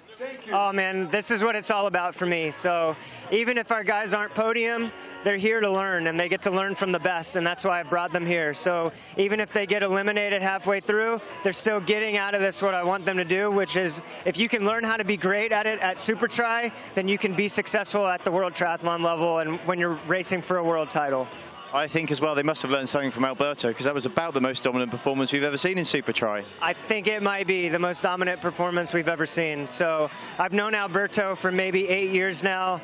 That guy has put the work in, and it's really impressive to see it paying off. And he's kind of a testament to what we're trying to do with these young guys. Well, thanks very much, Parker, and good luck for the women's. Thanks. Confirmation then of the points as they stand individually. We're going to see in just a second, I hope, as we continue to move towards the men's medal presentation. So Gonzalez Garcia, having picked up 12 in Toronto, he has moved to the very top of things, pushing Alex Yee all the way down because he's not here, to 7th. And then John Reed, Tyler Mislachuk, and Batista. So the 4 guys on top here and the 4 guys on top overall. And Taylor Reed as well rounds out the top 5 as we head down now to the medal presentation. And the champagne will be presented by the Managing Director, President and CEO of Lurie Children's Hospital, who is one of our big fundraising partners here, with so much money going to Lurie Children's and Pediatric Care from the Chicago Triathlon Festivals. They're trying to figure out who's in second and who's in third. Is Tom Shanley. And then the medals will be handed out by Michael Dulce, the Supertri CEO and co-founder, and John Reed. A popular victory here. He's nearly 1,000 miles from home, but still plenty of American support. The champagne and the Athletic Brewing non-alcoholic beer goes to John Reed. In second place from Canada, representing Crown Racing, Tyler Mislachuk.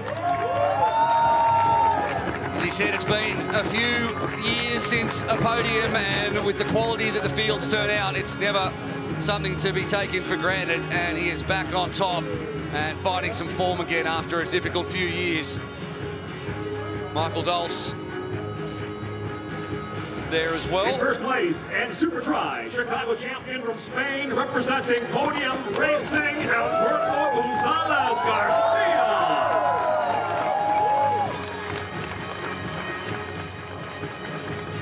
Writing his name into the history books, Alberto Gonzalez Garcia, and putting it up there with dominant performances when you look back across the years to people like Katie Zafiris and Vincent Lewis, Hayden Wild, and it's these types of athletes who have gone on to become the most dominant athletes across the sport. $1,000 for your Supertri Chicago medalists.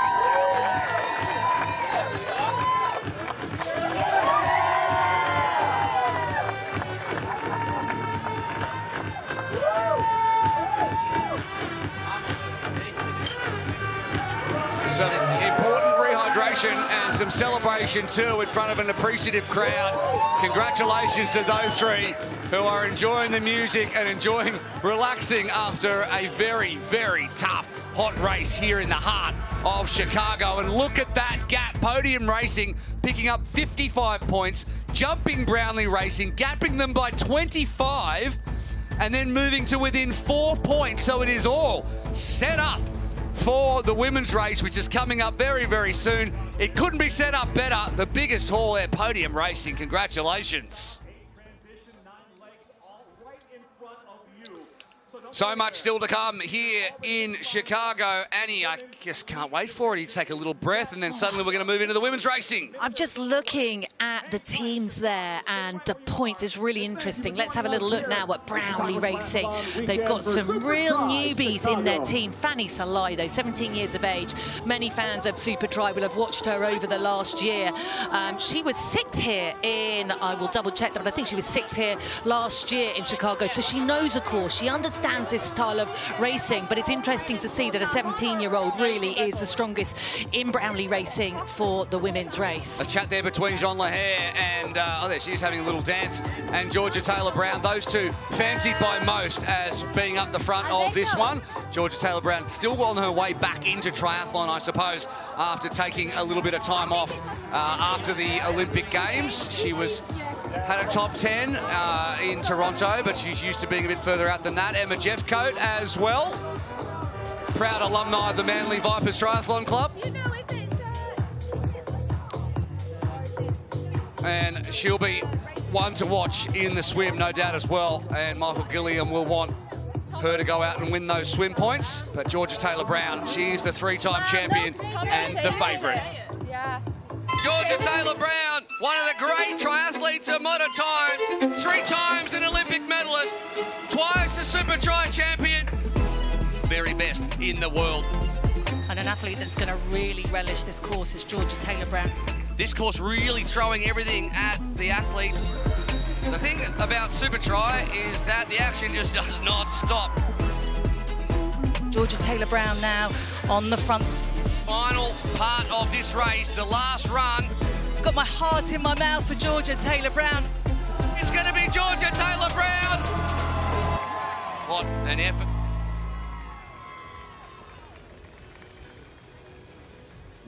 Yeah, it does actually. I really enjoy this course. It's like, it's got the technical aspect, but it's also got long straights where you can actually do some riding. So I like this course. It's fun and it's exciting, and yeah, I mean, it's cool being around all of these huge skyscraper buildings. And how are you feeling about this race? You were pretty happy with your performance in Toronto, coming in sort of cold. So how are you feeling for this one? Yeah, I think after Toronto, yeah, I was happy with how it went. Well, considering how the race started, I was happy with how I finished, but I obviously always want more.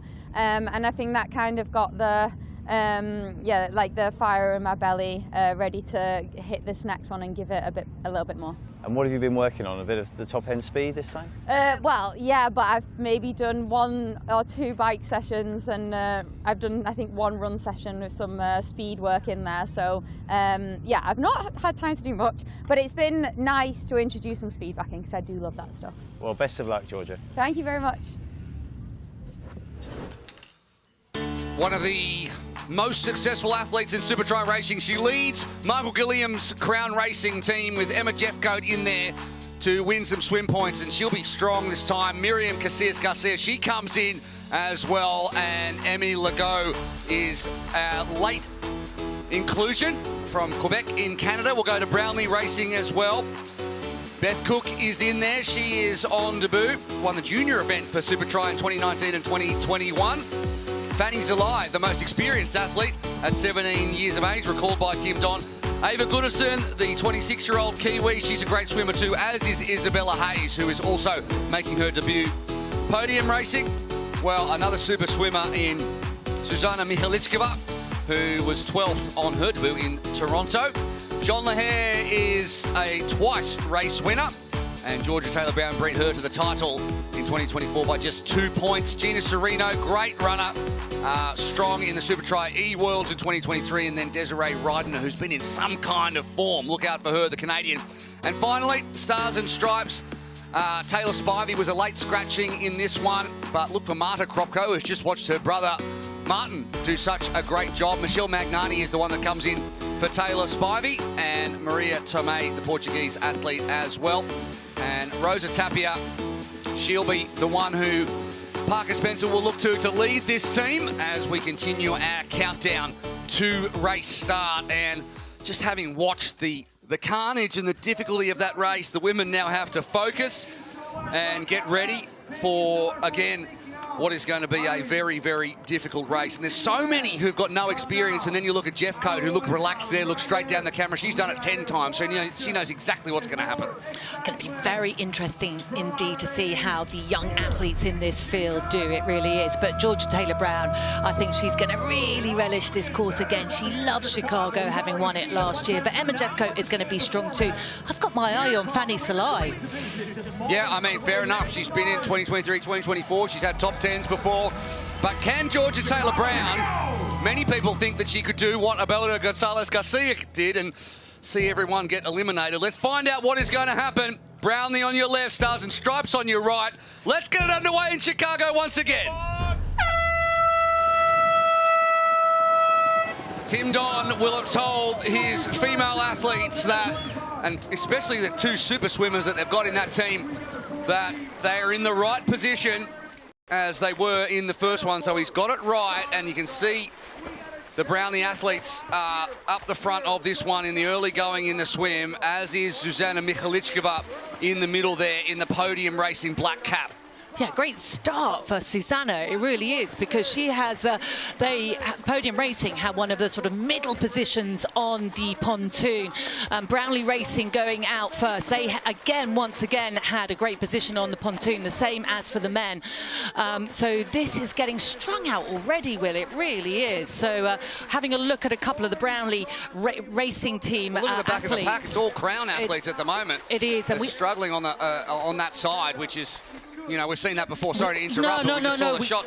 You're absolutely right. We saw exactly that in the men's race as well. So Crown Racing having a really difficult start on the podium.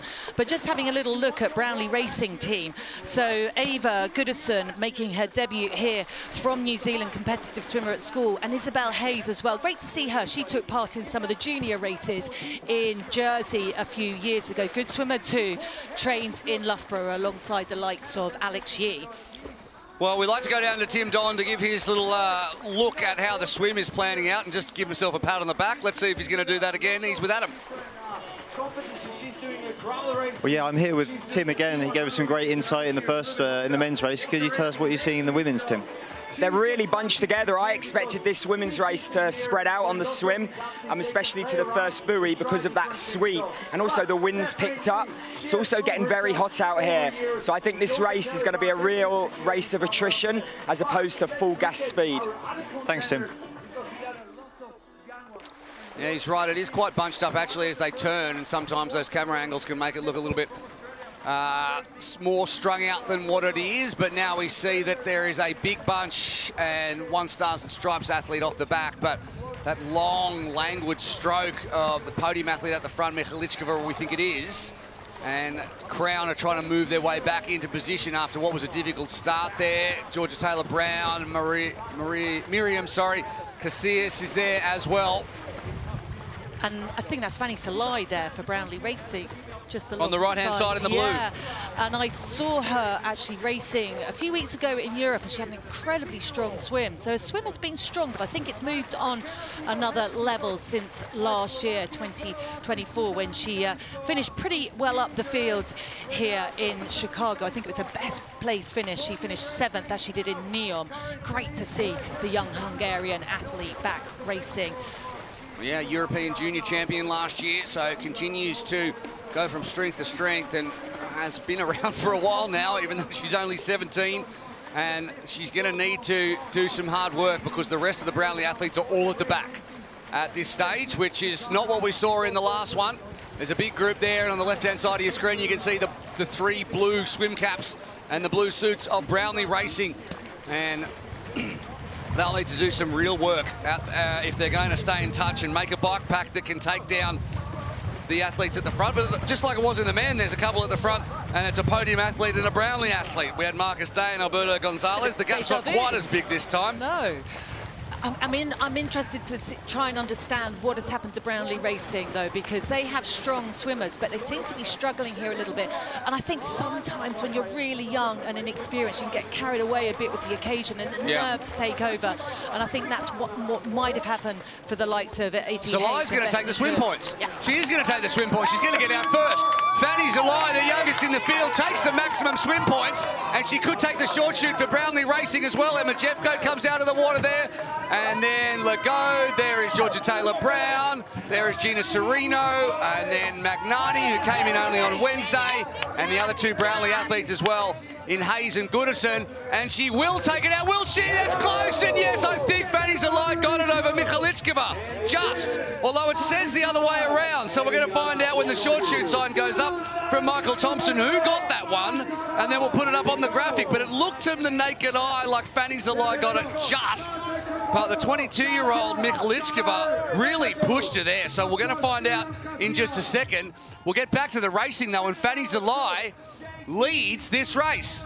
I mean, absolutely great to see. I mean, 17 years of age, and what she delivered there in transition was absolutely magnificent. Let's not forget, she's under Tim Don again. She was with Podium Racing. She's gets on really well with him and really listens to his advice. Yeah, well, as you should. Tim Don's a 4-time world champion, and he's done just about everything. He used to hold the Ironman record for the fastest ever, which he got back in, I want to say, Brazil? Yes, Brazil. In 2017? Yeah. Yeah. Something like that's gone now, but he's been there and done it when it comes to this sport. So if you're a youngster, he knows just about everything that's going on in triathlon. And at the front, like it was Garcia and Day. This time it's Zalai and Michalichkova, 17 years of age and 22 years of age. And then behind them is Rosa Tapia leading a group of which a few are trying to tag onto the back, and Georgia Taylor-Brown is right back there as well. She was in the bottom 6 as she was coming out of the water in Toronto. She came out of the water in 15th position, not something we're used to seeing. Zalai has put a little bit of a gap on Michalichkova now, and then it's Jean Lahair, Rosa Tapia, and then a bunch of Crown athletes. Magnani managed to tack onto the back, and then it's Beth Cook, and Isabella Hayes is back there as well. So let's see if... Well, it's not playing out how I thought it was going to. That's the first thing we should say. Well, no, it's not. And I tell you what, I think Fanny Zalai is playing it very smartly here, because I think this is a course that you don't really want to be in a big group going through some of these chicanes. I really don't. So glances over her shoulder there. You know, does she have it within her powers to keep the gap? I think with the likes of Emma Jeffcoat and Georgia Taylor-Brown, I think it'll be very difficult. I think Stars and Stripes Racing, headed by Parker Spencer, having a really decent start to this race. I've seen Rosa Tapia up there and Maria Tomei from Portugal as well. Yeah, that's true. There she is, just tacked on the back behind Miriam Casillas Garcia. And we're going to head down now to ground zero with Adam. Tim, what an incredible start from Fanny Zalai here. Absolutely. I mean, she's, 12 months later, she's had a great winter's training, had a bit of an injury leading up to Supertri E. Last weekend, she won a Bundesliga, and she did a breakaway out the swim with 2 other women. Still got a long way to go, so we just need to keep everything in check, but fantastic start for her. I'm really pleased that she's showing how good she can be on a world stage. Thanks, Tim. Oh, she's doing exactly that. Yeah, and just watching her there coming out of that 180 degrees turn, she really put the hammer down. That's a place where you potentially can get rid of a few athletes if you're kind of caught snoozing or already slightly in the red. But brilliant racing from Fanny Zalai. Georgia Taylor-Brown is in there, Emma Jeffcoat as well, and that couple of Brownlee athletes there, Izzy Hayes, Bethany Cook and Ava Goodison, all making their debut here in Supertri Chicago. I don't hate that Zalai I think she just slowed up a little bit and allowed a few people to take over at the front and to sit in. She's had obviously a great start. She wants to have a great second swim. That's really where the hay can be made. And is there someone on the course? Someone has run onto the course, which is a closed course. I can't believe that. That is absolutely insane. So someone will have to, I don't know, if you know this guy, have a chat to him afterwards, because that is ridiculous. Someone will hook him in a minute. At the moment, Rosa Tapia is off at the front, and everyone has managed to avoid him, so that is good. Crazy stuff, though. Crazy stuff. It's always crazy stuff in Supertri, and that's why we love it, although we're not too happy with the pedestrian having a little Saturday afternoon jog there on the course. That is mad. Okay, anyway, we carry on. Surely the barriers would have been enough of an indicator, but a big group at the front. 3 Crown athletes, in fact 4 in there as well. Beth Cook all on her own back there in about 11th or 12th position. And Georgia Taylor-Brown now at the front. And alongside her is Jean Lehair. So the most experienced athletes coming up. And alongside behind them is, you can see Miriam Casillas as well. So probably the 3 most experienced athletes along with Jeff Coate are moving up towards the front here, which is where you want to be to stay out of trouble, especially when you're coming through these little difficult technical pieces. And we'll head back down to Parker Spencer with Adam. Well, Parker, this race is not playing out how anybody would have predicted it. How are you seeing it, and how are you seeing it for Stars and Stripes? Yeah, right now it's still it's anybody's game right now. You got pretty much the whole field in one pack. I've got all 4 of my girls in there. I think there's 1 podium that's off, and then there's 2 girls from Brownlee off. So, yeah, it's still anybody's ball game right now. So, definitely not as expected. It's not the swim didn't break up nearly as much in the girls' race like it did in the boys. So we'll see what happens in rounds 2 and 3. Thanks, Parker. Now 5 seconds across the top 12, which is nothing like what we saw in the men's race as the clouds start to come in, and there's even a chance of some storms going on. Taylor-Brown at the front, then Lehair, then Casillas Garcia, then Zalai, Tapia, and then Tomei's moved up ahead of Jeff Coate and Michalichkova. Magnani is working super hard to stay in touch. She is in 12th position ahead of Bethany Cook, 17 seconds back. Gina Serino is having a difficult day, although she'll look forward to the run portion of this first swim, bike and run. The first short shoot has gone to Brownlee Racing, but right now there is 3 other athletes off the front who want to come in, have a good transition and pick up a short shoot.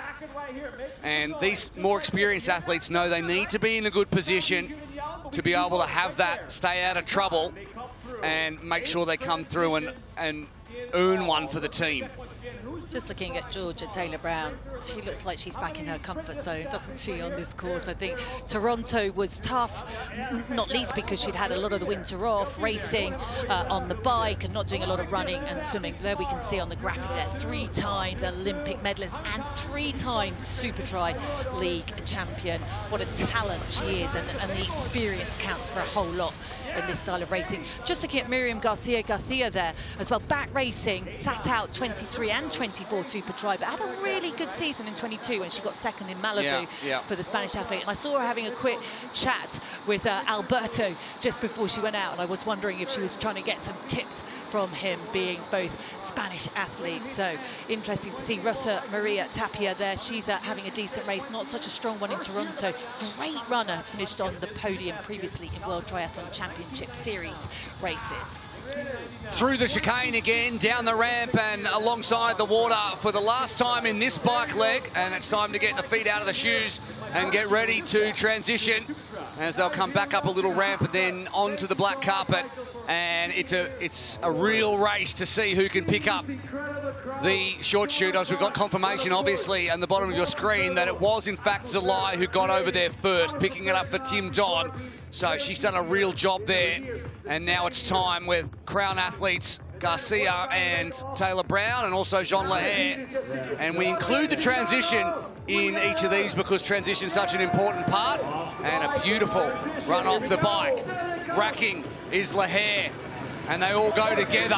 Who's going to get across first? And who's going to pick up the short shoot? Taylor-Brown takes the extra time to put hers in. Rear wheel first, and it's Lehair out. She picks it up a podium. Garcia comes out, Tapia, Zalai as well, Tomei, Taylor-Brown. And Magnani last of all. Kropko was in there too in 5th position. So, podium racing pick up a short shoot. So they'll be happy with that. They certainly will. Just like it was in the last time, Brownlee and then podium. and it was Lego there that was having problems getting her shoes on in transition. And I think when you haven't done this kind of transition before, it's so hard. You're absolutely in the red, and to get it completely right sometimes is quite difficult. I tell you who did, and that was Fanny Salai. Taking a look down the rankings there, Cook 30 seconds behind Serino, and Serino actually had a decent swim. She's not known as a swimmer, but that swim obviously cost her, and she lost the wheel, and then has found herself 35 seconds down. Well, she'll need a big run. She's capable of a big run, Gina Serino. She can see at top of her screen.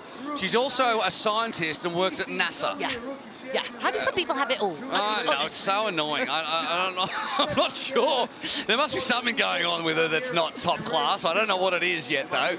But Jean Leher, we've seen her run away with things before. She's had a couple of wins in the past, and she certainly seems to have her run legs on today. Couple of Crown athletes in the top 4, chasing Fanny's alive, so we'll hear from Michael Gilliam on how his team's playing out. Michael, you seem to have a few athletes well positioned here, but I get the impression you're not completely happy. No, I'm not at the moment. It's going to be tight for us to hold this lead. We've gone down a 4-point lead after having 16 points. Unfortunately, with Morgan Pearson in the men's coming the crash and the helmet, that was the rookie mistakes from him. We always learn. We learn more from that. So at the moment, the girls are doing well, but I would like to see them a little closer to the front, the whole 4. Thanks, Michael. Yeah, that's fair. A little mistake from Emmy Legault, the Canadian athlete. She's at the back of this group now. And Taylor Brown, I mean, she hasn't been having the swims that we usually see from her. She's been 15 seconds back or more. There's been plenty of chat around Emma Jeffcoat's run, but she's certainly having a solid one today. Well, we know about Emma Jeffcoat. You know about it because you trained with her. You did some pretty good sessions. Last week, it was an interval run session in Sydney, Australia, and I can tell you what, I couldn't walk for 2 days after, so I don't want to hear anyone say that Emma Jeffcoat can't run because she was doing 250 splits at the back end of a 12K run, and that is not okay. That is not okay for a normal human being. Jean Leher, though, she's gapped everyone. Zalai, she's just such a strong-looking athlete. She's got so much strength for someone so young, and she is leading this chasing pack, but Jean Leher really putting in the big ones, and when she's on for a run, Jean Leher, she's really on. Absolutely. I mean, she's a winner, 2-time winner on Supertri, so she knows how to win these races. Yeah, really ran away from everyone in London last year, as I recall. All right, we'll see the splits. It's Zalai, Rosa Tapia, and then Miriam Casillas and Taylor Brown, and then a couple of seconds back to Desiree Reidner, who I really was backing for this. I saw her at breakfast this morning. I said, I'm expecting a podium from you. You've been in some kind of form. And she really has been. World Cup in Napier. She lives now in New Zealand half the year with her partner, Trent. And she's really having a second coming, I think, after she was very strong as a junior and then went away from it a little bit. We'll go back down to John Anthony, who's again seeing an athlete at the front. He's enjoying what he's seeing. John, the excitement is palpable down here. Is Jean going to get away with this like Alberto did as well here? Yeah, I mean, look, it's really early in the race, right? But Jean wasn't totally stoked coming out of Toronto. She had a plan coming in here. She's exactly where she needs to be. But we're going to watch how things unfold going into stage 2. Thanks, Jean. A little bit more circumspect. He's only got 2 athletes there in the top 10 or so at the moment.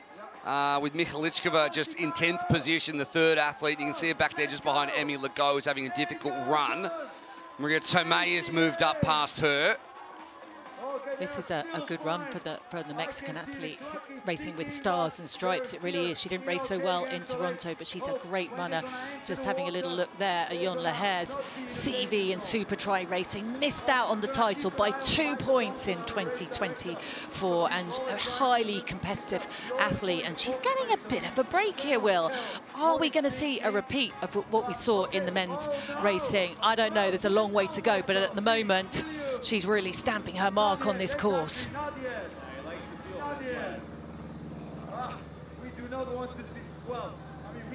Speaking of the run leg, and we're just talking about Emma Jeffcoat before, a few of the Manly Vipers Tri Club members who have seen Emma run in the flesh have just been texting me, telling me that 250 is not okay. That is correct. She's an incredible runner, as we're seeing that also from Taylor Brown at the moment, who has moved herself up into 2nd position. Ahead of Zalai, who's getting ready for this run. Tapia also already ready with everything on. Casillas Miriam Casillas-Garcia, I'm going to get that one out, in 5th position ahead of Desiree Rydener. But at the moment, Lahair has done the job, created a gap, held the gap, then in the run, and then she's going to be having trouble, I suppose, maybe holding on to it in the swim because you've got good swimmers behind. And they'll be looking, I think, probably mostly to Zulai to see if they can get dragged up to Jean Lahair and start all together at the start of the second bike. Yeah, I think we know that GTB's not quite in the swim form, and she'll be glad to have Fanny alongside her, who is absolutely swimming out of her skin at the moment as Jean now arrives in transition, gets the shoes off, and that's it. She will back to the water. Take the next short shoot. Yeah, so you can only give the short shoot to one person in your team, but you can deny the other teams from getting another one, and that's what Podium Racing has done now through Jean Lahair, who dives into the water, and you can see just how much the wind has picked up and the chop has picked up when you get that shot as they dive in, and the conditions have gotten a little more difficult since the men, but we'll see if the swim kind of bunches up like it did last time. Bit of a gap back to Marta Kropko. Timmy Don there, manager of Brownlee Racing, losing his hat to the wind. Full respect to Mr. and Mrs. Kropko for naming their children Marta and Martin. I love that. Yeah, makes it easy for us. 100%. Sereno into the water in 14th position. Jeffco's going to need some kind of a swim to get on the back of that pack with Lago, Mikhalichkova and Magnani. Cook nearly a minute back. And this is where the gaps can really start to blow out. It can get really tough to swim when you've got all of the blood in your body is in your legs from the bike and the run, and then you get in a swim, it feels like you're swimming through concrete. It absolutely does. The whole body almost like goes rigid, but not for these guys because they will practice this in training, and we can see now two of the Brownlee athletes just coming into transition. Oh, they're right on the bubble, right on the bubble of getting across that dismount line. So only just in, they're going to need a real big swim. I've actually done this once and gone back in the swim in a swim bike run, immediately DNF'd, Danny. Did you? Yeah, couldn't swim. Was not able. My body was just not interested. You felt like a brick, didn't you? That's what you feel like. Yeah, more of a brick than normal. So back with Jean Lahair, and is she going to go it alone? That is going to be possibly the story of this race. Yeah, indeed. So Jean Lahair looking good, and Stars and Stripes needing something. Let's see how Parker Spencer thinks it's playing out for his team. Parker, Rosa Tapia is right up there in this one. You've got two other girls well placed. Yeah, I'm really happy with where our girls are placed right now. Rosa's up there in second. Then I've got Marty in there, and then I've also got Maria. Both of them are sitting maybe top 8 right now in a good spot. So I think we'll start to see things spread out quite a bit on this round where we didn't on the first one. So looking forward to seeing how it plays out. Thanks, Parker. Well, Zulai's done exactly what we thought she might do, which is swim that gap, completely cover it. Now she's on the feet of Jean Lahair. I can't say enough good things about the swim of Fanny Zulai. And in fact, the swim and bike, in fact, all of it, but the swim and bike especially, she's been super strong, and the swim has really helped out Crown Racing, so they'll be happy to be dragged up, especially Georgia Taylor-Brown, who'll have seen that run gap to Jean Lahair just get a little too big, but now she's back in it, and there's another podium athlete who's swimming back up onto the back. Maybe, I don't think that's Mikhalichkova because she's too far back. It's Rydener. It's Rydener, yeah. Desiree Rydener, who's back in the frame now, and this is our lead group. Jean Lahair, I thought maybe she could stay away, but it's tough. She didn't really have a big enough gap on the swim, and they were able to chase back onto her feet. And Fanny Zulai there just being very bold and going, you know what, I'm going to push this pace and I'm going to put myself in the lead here. And it's just phenomenal racing from the 17-year-old. GTB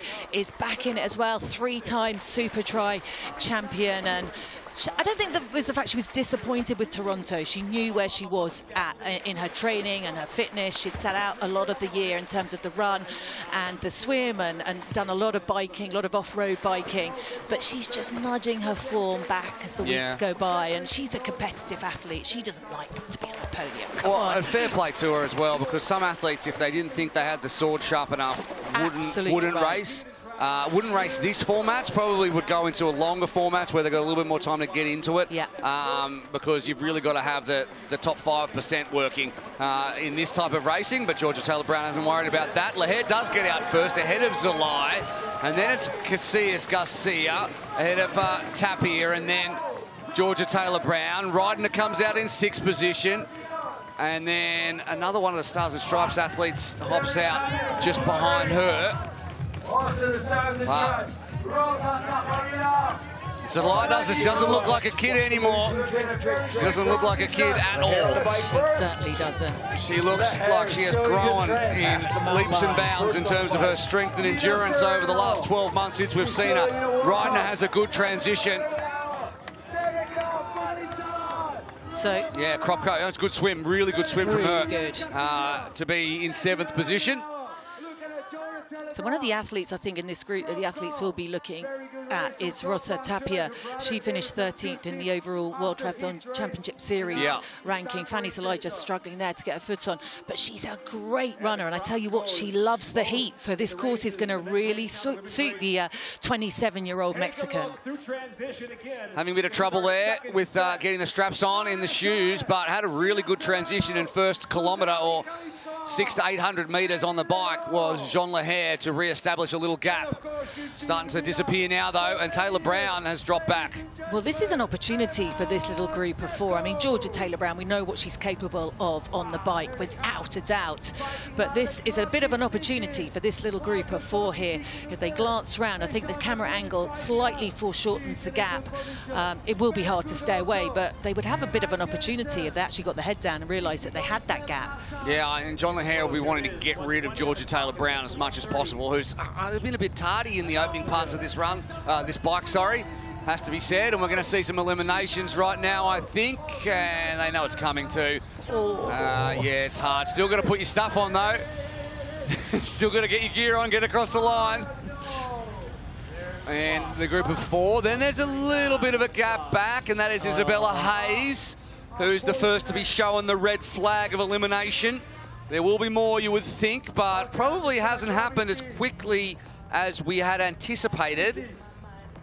I guess some of us were thinking, and I thought to myself, and I actually said it to her yesterday, I think, you're going to do one of those wire-to-wire wins, Georgia, like you did in Munich a couple of years ago. She had this incredibly dominant win at the Olympic Park in the wet, because she's such a great rider in the wet, and she just took the race by the horns and disappeared by about the end of the first bike. But that hasn't happened today. She doesn't quite have the top-end speed. And there are some other athletes really throwing their hat in the ring. And I like what Rosa Tapia is bringing especially. She's just taking the lead there at the moment. And the gaps are starting to get very, very big. Thank you so much. Okay. And very impressed with Miriam Garcias from Spain as well, looking very comfortable. She had a really good second swim and enjoys this style of racing, but we haven't seen a lot of her. She certainly didn't race Supertri for 23 and 24 season, so great to see her back in this front pack.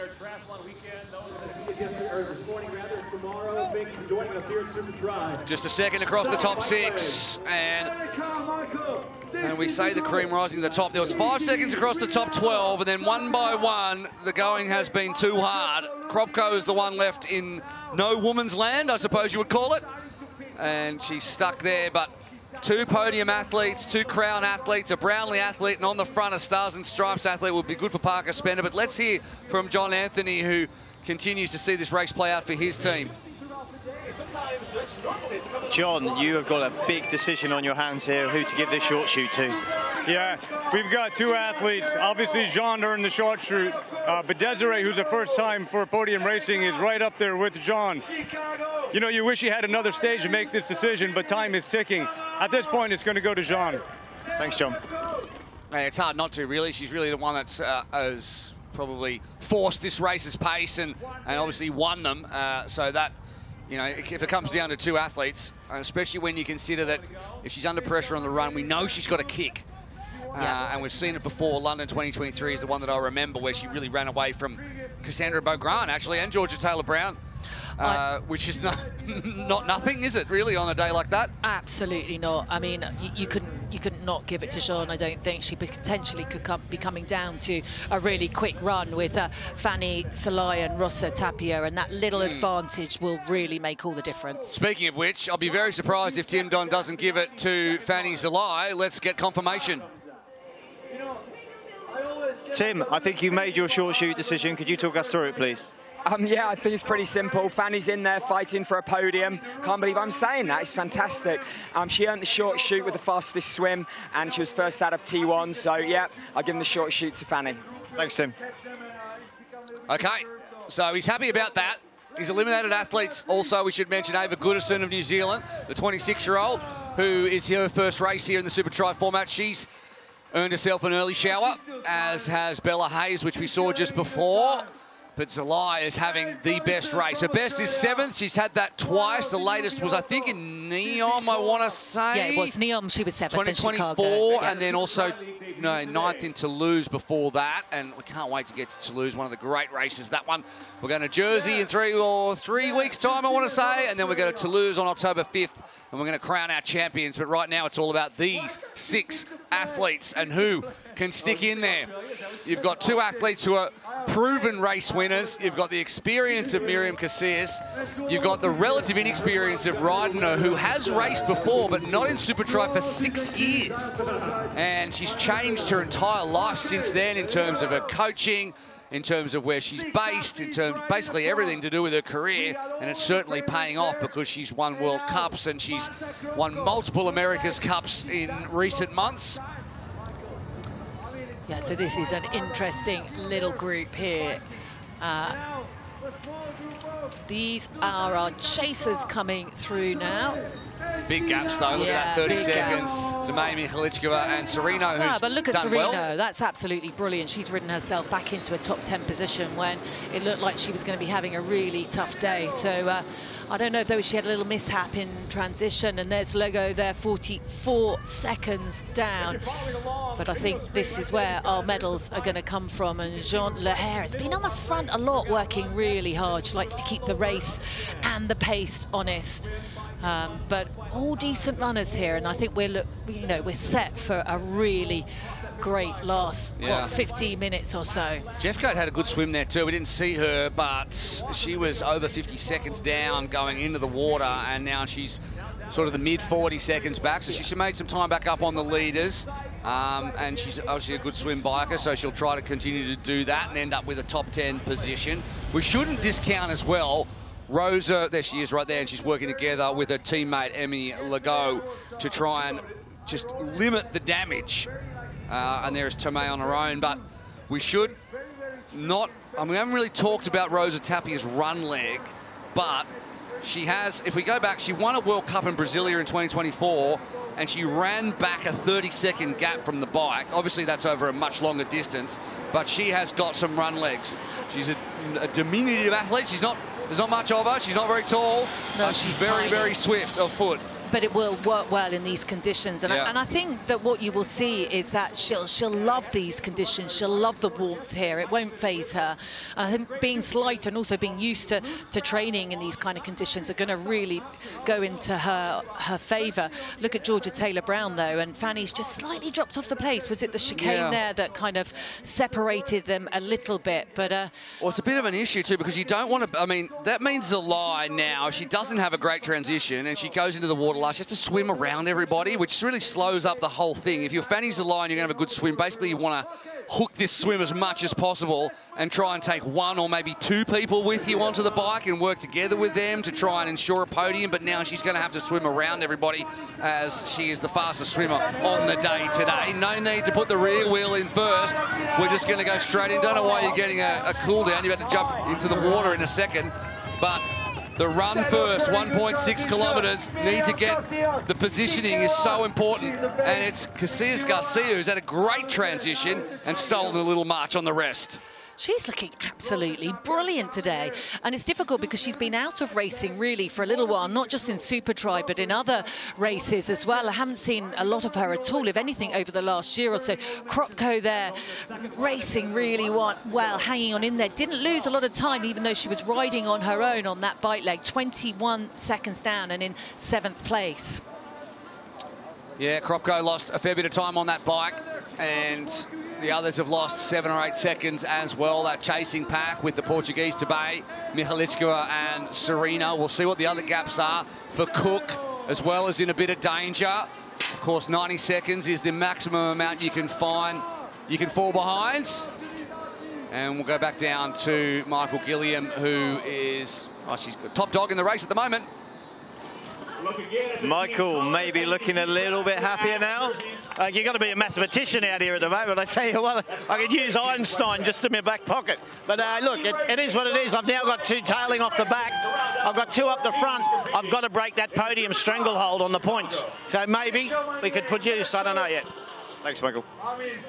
A lot of this, who's going to finish in terms of the team race on top after the second round, is going to come down to whether Ryder can tack onto the back and pick up decent points, and what happens with the backmarker athletes as well, because all of those positions are important. Every second counts, as we always say in Supertri. If Mihaličkova finishes 12th or if she finishes 9th, could be the difference between which team ends this day on top, because it's so close between Podium and Crown Racing, and you can see they're both represented by 2 there.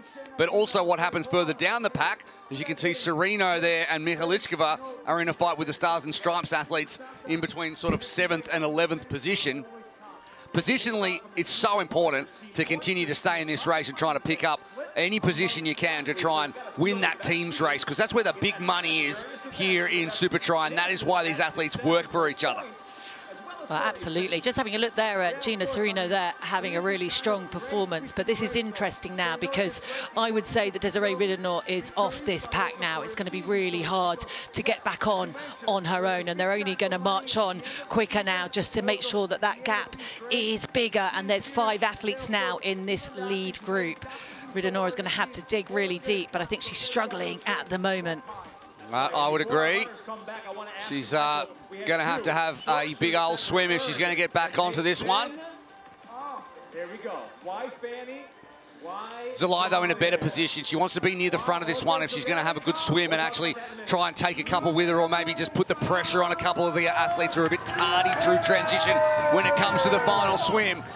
But it's no problem at the moment for Lahair, who again moves to the front. Taylor Brown's getting better as this race goes on and she gets into her work. Ryder's starting to see things slip away, though.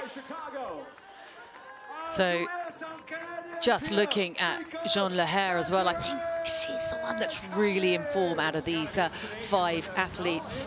Has had 2 wins in London 2023, Boston 2024, and quite disappointed with her 5th place in Toronto, so she wants to make amends there. And her first ever World Triathlon Championship Series victory in Yokohama at the beginning of the year. So very much an informed athlete. But look at Georgia Taylor-Brown, so composed, as is Fanny Salai there, sitting in 3rd place for Brownlee Racing. Imagine being 17 and you're sitting behind these 2 athletes who have done so much in the sport, especially Taylor-Brown, who's got 2 Olympic medals, including a gold and an individual silver as well, behind Flora Duffy, as we know, and 3 times a champion here. And Jean Lahair was only 2 points back from Taylor Brown in the 2024 individual race. And then Zalai, who I think, you know, sort of had tears when she was eliminated in the very first race when she was only 15 years of age. It's just come on and on and on since then. And now we're also seeing the run pedigree of Rosa Tapia in Stars and Stripes. And if anyone's got a bit of pain on the face, it's Miriam Casillas, who started off the start of this run 3 seconds in front and has now dropped to the back of the pack, and they're all chasing Jean Lahair. I think these athletes are going to be glad to dive back into the water. Looking at GTB, just looking a little bit warm now. The water temperature around about 23 degrees, so it will cool them down ever so slightly. And just having a look at Tapia there, getting the hat ready. Yeah, little gap, but not much. And Parker Spencer has his 1 athlete in that top group, and he'll be hoping for something to really put the points back in. Let's hear from him. I mean, so far, Parker, Rosa's right up there. I think I can feel a little bit of excitement. She's maybe the underdog of these races up there, but how are you feeling about this? When I talked to Rosa earlier this week, she said that she was feeling way better than she was before Toronto, and to expect a good race out of her today, and that's exactly what we're seeing. So I like her positioning. She's not trying to make the race harder than it needs to be right now. She's positioning herself third, fourth right now, letting the other girls do a lot of the work, saving it for the third round. Thanks, Parker. Okay, top 5 right now are going to move onto the black carpet. They're going to transition, which means all they're going to do is take their shoes off because everything else is going to be on, except for Jean Leher's goggles, which she's trying to get out of the front of her kit right now. Of course, they've got the option to leave all this stuff in the box, but it is a little bit quicker to just do it while you're on the run. You see the swim caps are on. They're ready. Cut that transition time down as they make their way. She nailed that perfectly, didn't she, getting the goggles on? I really don't know how they do it. And let's not forget they're running at a sort of around about 320 kilometre pace, sometimes even a bit quicker. And to, I think, deliver that, get the hat on, get the goggles on without mistakes is absolutely brilliant. Once again, Jean Leher is in the water first. We are into the last swim, bike and run, and the gaps are nice and big now, a group of 5 at the front. We've got Jean Leher, who races for Luxembourg, also used to race for France. Georgia Taylor-Brown of the UK, Rosa Tapia, Fanny Zalai, and Miriam Casillas are your top 5. And then the Canadian and then American Rydner and Sereno both racing for podium racing. The gap's just getting a little bit bigger each time. We might see another elimination as they come through at the back markers. But the race definitely on at the front. There's Tomei Kropko together. The 2 Stars and Stripes athletes down the steep ramp and into the water again. Looking out for Emma Jeffcoat of Crown Racing. She was on the bubble, wasn't she? Yeah. It's the run that catches her out every time. Does nothing wrong on the bike or the swim, but just loses the time on the run. It's Lego who's through in 1:21. So could be the elimination. Let's see if we see the split screen. It's not going to be far away. Oh, she's made it in. No, that's Lego. Sorry. Well, Magnani's going to be eliminated. And Jeffcoat too, by the sound of it. Anyway, we'll focus on the front of this race. They're going to make the turn at the first buoy very, very soon. There we go. There's the red flag. And it's Emma Jeffcoat who finishes in 14th position. And a smile, and it's a wry smile though. She won't be super happy with that. As they round the first buoy, and it's still Leher in front. And then Taylor-Brown, and then Jean Leher are your top 3. John, you talked a lot about the team today. You've got 4 in the top 10 at the moment, and obviously a real contender for the win. You must be feeling pretty happy right now. Yeah, it's great. Listen, you know, you come into these races and you have to have a plan, right? You got to look at the course, you got to look at your athletes, where their strengths are, and you got to have a plan going into it. But like everything else, you got to be willing to pivot. It's such a dynamic race. So if you look at Jean and Desiree, they worked really well together on the bike. And then we have Gina, who's kind of a wild card. She worked her way back up, right? And so that's not part of the plan, but these athletes have to react in real time to those conditions, and I'm really proud of what they're doing today. Thanks, John. He should be proud, and he should find himself on the top of the leaderboard if things continue the way they are. Podium racing are going to move from 3rd to 1st. It's interesting, isn't it, with these managers, because of course Tim Don was the manager last year for Podium Racing, and there was a little bit of a kind of, you know. No, I think John was very unhappy with Tim. He wasn't. I didn't want to say it, but he was really disappointed. And so Brownlee Racing, well, Fanny Salai is going to hopefully change the luck of the team today, sitting in 3rd position at the moment. But it is Jean Leher that's leading the way, and at the moment I don't think you wouldn't put your money on her, because she's looking incredibly strong.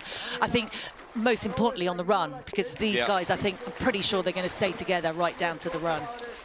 Yeah, I mean, but then, you know, if you're looking at those athletes, you're thinking, well, if John's got the run in her, what are we going to do on the bike that's going to help us negate that, or whether they've got anything left, or they're going to hang on? We're just going to have to find out. We should mention Michelle Magnani, who was only drafted in on Wednesday and managed to avoid elimination until the start of the last swim. So an extremely strong effort from her to come in very, very late and be able to match it with these women up to this point. Absolutely. I mean, she was a runner and then suddenly decided she quite liked the idea of triathlon and had her eye on LA 2028. So she's pretty new to the sport as Jon Leher now once again leads the swim out. Leher, Taylor Brown, July. That was actually the podium that you predicted this morning. I don't want to put the mockers on it for you or them, but you wrote it down and now you're pointing at it and you're like, yep, that's exactly right. So there you go, 1, 2, 3 at the top. 2 of them have got the short shoot too, Leher and July. Taylor Brown's going to need to have a big, big bike. Rosa Tapia, we know she's got the run legs, and Miriam Casillas, well, she's just been trying to hang in at the moment. Let's see if she's got another gear to go up. Leher comes out, Taylor Brown comes out, Tapia, July and Garcia. And it's a tick over 4 kilometres. 3 laps on the bike and 2 laps on the run, and Leher's off the front again. She's been consistently transitioning better than anybody else. Oh, she's smart, isn't she? She really is. I mean, get out of transition first, get on the road and see what you've got in your legs. Fanny Salai, though, in 5th place. Interesting listening to Parker Spencer, the manager from Stars and Stripes Racing as well, talking about the performance of Rosa Tapia as well, how smart she's been, really minimising the effort that she's putting in by always drafting off another athlete. It's been very smart racing from the Mexican athlete. She could, I mean, if they all come in together, Tapia could find another gear in the run if she's been holding it back, because she does have a run. It's just a matter of making sure that she has, well, she hasn't been burning her matches up to this point, and that's exactly your point. So let's find out whether she does have that.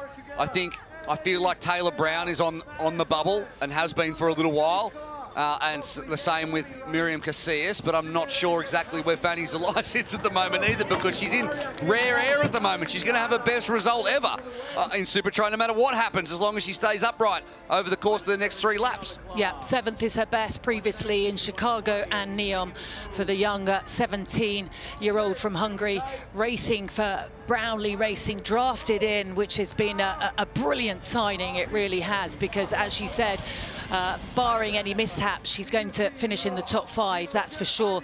And she also has been pretty smart here as well. She's conserved her energy. She led that first swim out, and we can just have a look there on the right-hand side of our picture, and it is the Crown Racing athlete that's Amy Legault, who came through on the first lap more than 90 seconds down. So it's not just out of transition that you can get eliminated on any lap. So she joins the other athletes, 3 from Brownlee Racing, 2 from Crown Racing, and a Stars and Stripes athlete. And there might still be more depending on how this plays out. We had enough time to tell everyone to slow down a little bit to come in there. We saw the hand signals come out. Everyone relax. Let's get through here in one piece, please. These are tense moments. I'm just looking at all of these athletes here, these 5 athletes here. There's only 3 medals, as we know, and they're all starting to think, what's going to be my tactics now? And I say, looking at all of them, they're all decent runners, really, really good. I think, you know, Miriam may be perhaps a slightly weaker runner, but also the clock is ticking, 46 minutes on the clock. It's hot here, so who's got what left in the tank? Yeah, I mean, you can't underestimate how hot it is with the heat coming up. It's about 82 degrees Fahrenheit, which I can't even tell you off the top of my head. It's probably 28 degrees Celsius, something like that. Plus there's the sunlight reflecting off every surface and all the concrete. So, I mean, as we're going, so why don't we get a check-in with Michael Gilliam, see whether he's happy or sad just at this exact moment in the race. Michael, you've got your 2 women up there. Are there any team orders here, or is it just each for themselves? There's still teamwork. I don't know about team orders, but definitely Georgia's in form. Her run's a little bit stronger than Miriam, so Miriam's having a great day. I'm looking for silver and bronze here. We've grabbed the silver and bronze. We confirm ourselves at the top of the table on the leaderboard for the teams. So that's the goal. Thank you. Silver and bronze is an interesting call. I suppose he's let it go when he thinks Jon Leher's got the short shoot and she's had the run legs, and maybe he can just shore it up with the minor placings. Yeah, I mean, interesting. I mean, he's sort of discounting other athletes there that I wouldn't, that's for sure. Anyway, we'll see. I mean, obviously, that's the hope for Crown Racing, to stay on top, which is where they want to be. So the transition now is going to be so important. They're on lap 2 of 3 laps. And I think it's not going to be won or lost, but it's going to be really crucial to deliver a really important transition as Fanny Salai there just ducks under the branch. Yeah, it just reminded me of having that guy running out on the course before. I hope he's still alive, or he's all right. And he's run off into the distance. Anyway, they head through the southernmost part of the course, which means they're heading back into what wind there is left at the moment. And it's Taylor Brown on the front. And Lahair just tracking her every move and thinking, do I have it in me to run away from Georgia Taylor Brown? And the other three are a little bit more of a mixed bag, not exactly sure what they've got left on the run, as I like Zalai just sitting at the back. She's just, and if you're new to triathlon, new to watching this, you save a lot of energy if you're sitting at the back like Zalai is there compared to the athletes at the front who have to break the wind that is ahead of them. Probably 30, well, they say around 30%. If you're in a train like that. In fact, when you're in a train like that, the best place to be is second last, which is where Miriam Casillas is at the moment. She's allowed to freewheel a little bit, have a little bit of a rest. So it's about being smart and knowing that there is really no one behind you at the moment who can come and join this group. It's really going to come down to these five and who can run the fastest. It really is a fascinating race that is unfolding. I did earlier on, I'm not going to gloat, but I did definitely say that I thought Fanny Salai had a really good chance of a podium. But sounds like a gloat to me. But the run is going to be so crucial here. The transition is going to be crucial. And what I have noticed throughout the course of this race here with Fanny Salai, she really does deliver some brilliant transitions. We can hear the bell now, and it's the last lap on the bike. Yeah, well, touch wood, we haven't had a single penalty or any other issue like that that's caused any wrinkles in this race.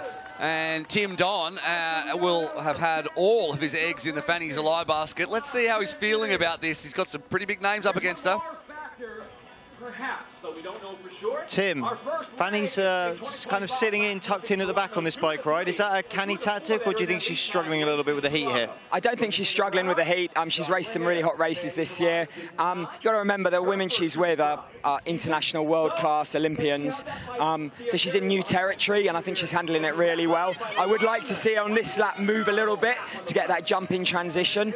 You know, Georgia's a very canny racer, as they say, and Jean Lahair we saw in the first race is running supremely. Jean has the short shoot and Fanny, so I think the race will be on that second lap of the run.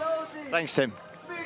No, I think we'd all like to see the 17-year-old stand on the podium. I certainly would, but, you know, all of these women deserve to be there if, in fact, they can do the job. And Rosa Tapia, I mean, she's pretty fresh to Supertri, and yet she's the most experienced athlete in the Stars and Stripes team, so she's shouldering a fair bit of the responsibility, and she's doing it in such a good way. She's only 27, but she's still got vastly more experience than the rest of the athletes that are in that team. Yeah, and in a very different place to what she was in Toronto as well, where she finished 13th. We heard her team manager from Stars and Stripes Racing, Parker Spencer, talking about the fact that she just didn't feel great ahead of that race. And we've looked at her outside of Supertri racing, and we know what she's capable of, particularly on the run, as you were talking about, pulling back, you know, big deficits.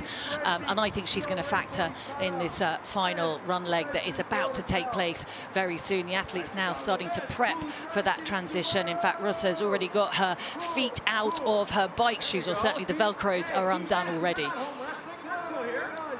can understand about not feeling great. I've got an Olympic distance race to do tomorrow, and I've had like 400 lollies. Well, some people are going to worry about that. So that sounds like a tomorrow morning problem for me. Right now, we've got the back end of this race, and it's Taylor Brown on the front, which is where you want to be coming into transition. Tomei and Michalichkova have been together for the last triathlon out of the three that we're racing here. And all of these positions are so important when it comes to the overall team. And because the points are the way they are, we're 15 for first all the way down to 1 for 15th. First and second, the points difference is just as important when you're battling for 9th and 10th or anything like that. So all important, and off the bike they go. This time the Crown athletes managed to get through unscathed, unlike Morgan Pearson last time around.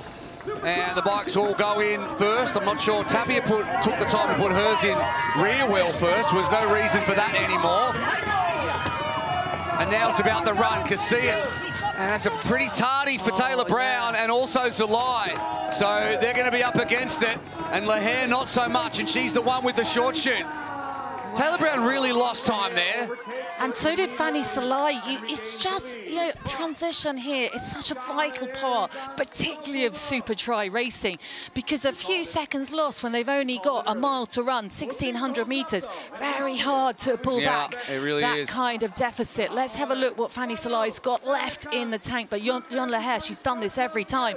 She really has stamped her mark straight out of transition in the 3 rounds that we've seen. But great to see Georgia Taylor Brown back up there. What's Rossa got left in the tank? For me, I thought she was going to be one of the quickest runners on this course, particularly in the heat. Well, Leher looks smooth and stoic. Taylor Brown as well, as she usually does. Miriam Cassis has got the same wonderfully quizzical look on her face, like she's wondering how she got here, as she has had the entire time as Zalai moves past Tapia as well. So we'll head back down now to Adam as we get really into the pointy end of this race. John, it's these little details in Supertri that make all the difference. A tremendous transition from John, and then she just put on the afterburners to try and take advantage there. Yeah, you're right. It is all about the details. I mean, if you watch that bike course, heading out, it's very windy. John is tactically moving to the front when it makes sense to on the way back, and then letting Georgia Taylor Brown take the brunt of the wind. That's how you do Supertri racing. That's how you make it to the end on the top step. Let's see where it lands. Thanks, John. That's true, but just as I say that, I feel like maybe we're starting to see the first signs of fatigue on Jon Leher. She's moved to the other side in the sun, and the others have all decided to take the far left-hand line in the shade. But it's hard to tell how much that gap actually is. Could be 1 second, could be 3. I think they're reasonably close. I think Jon's looking pretty relaxed. I think Georgia Taylor Brown is looking relaxed. Miriam had a great start out onto the run, but also looking fatigued. I mean, how can they not be at this stage of 54 minutes on the clock, the toughest racing that you will find in Supertri over short course? And, well, the most experienced has come to the top now. There's a little gap back between the 2 crown athletes. Wow, and Fanny's just dropped back into 6th place now. They're strung out down the road. Really important just to get a little bit of a draft, which is what GTB is getting off Jon Leher. But Jon Leher looks full of running at the moment for my liking. Yeah, she does at the moment. She's not looking behind her either, although Taylor Brown just had a little look behind her just to see how far back everybody else was.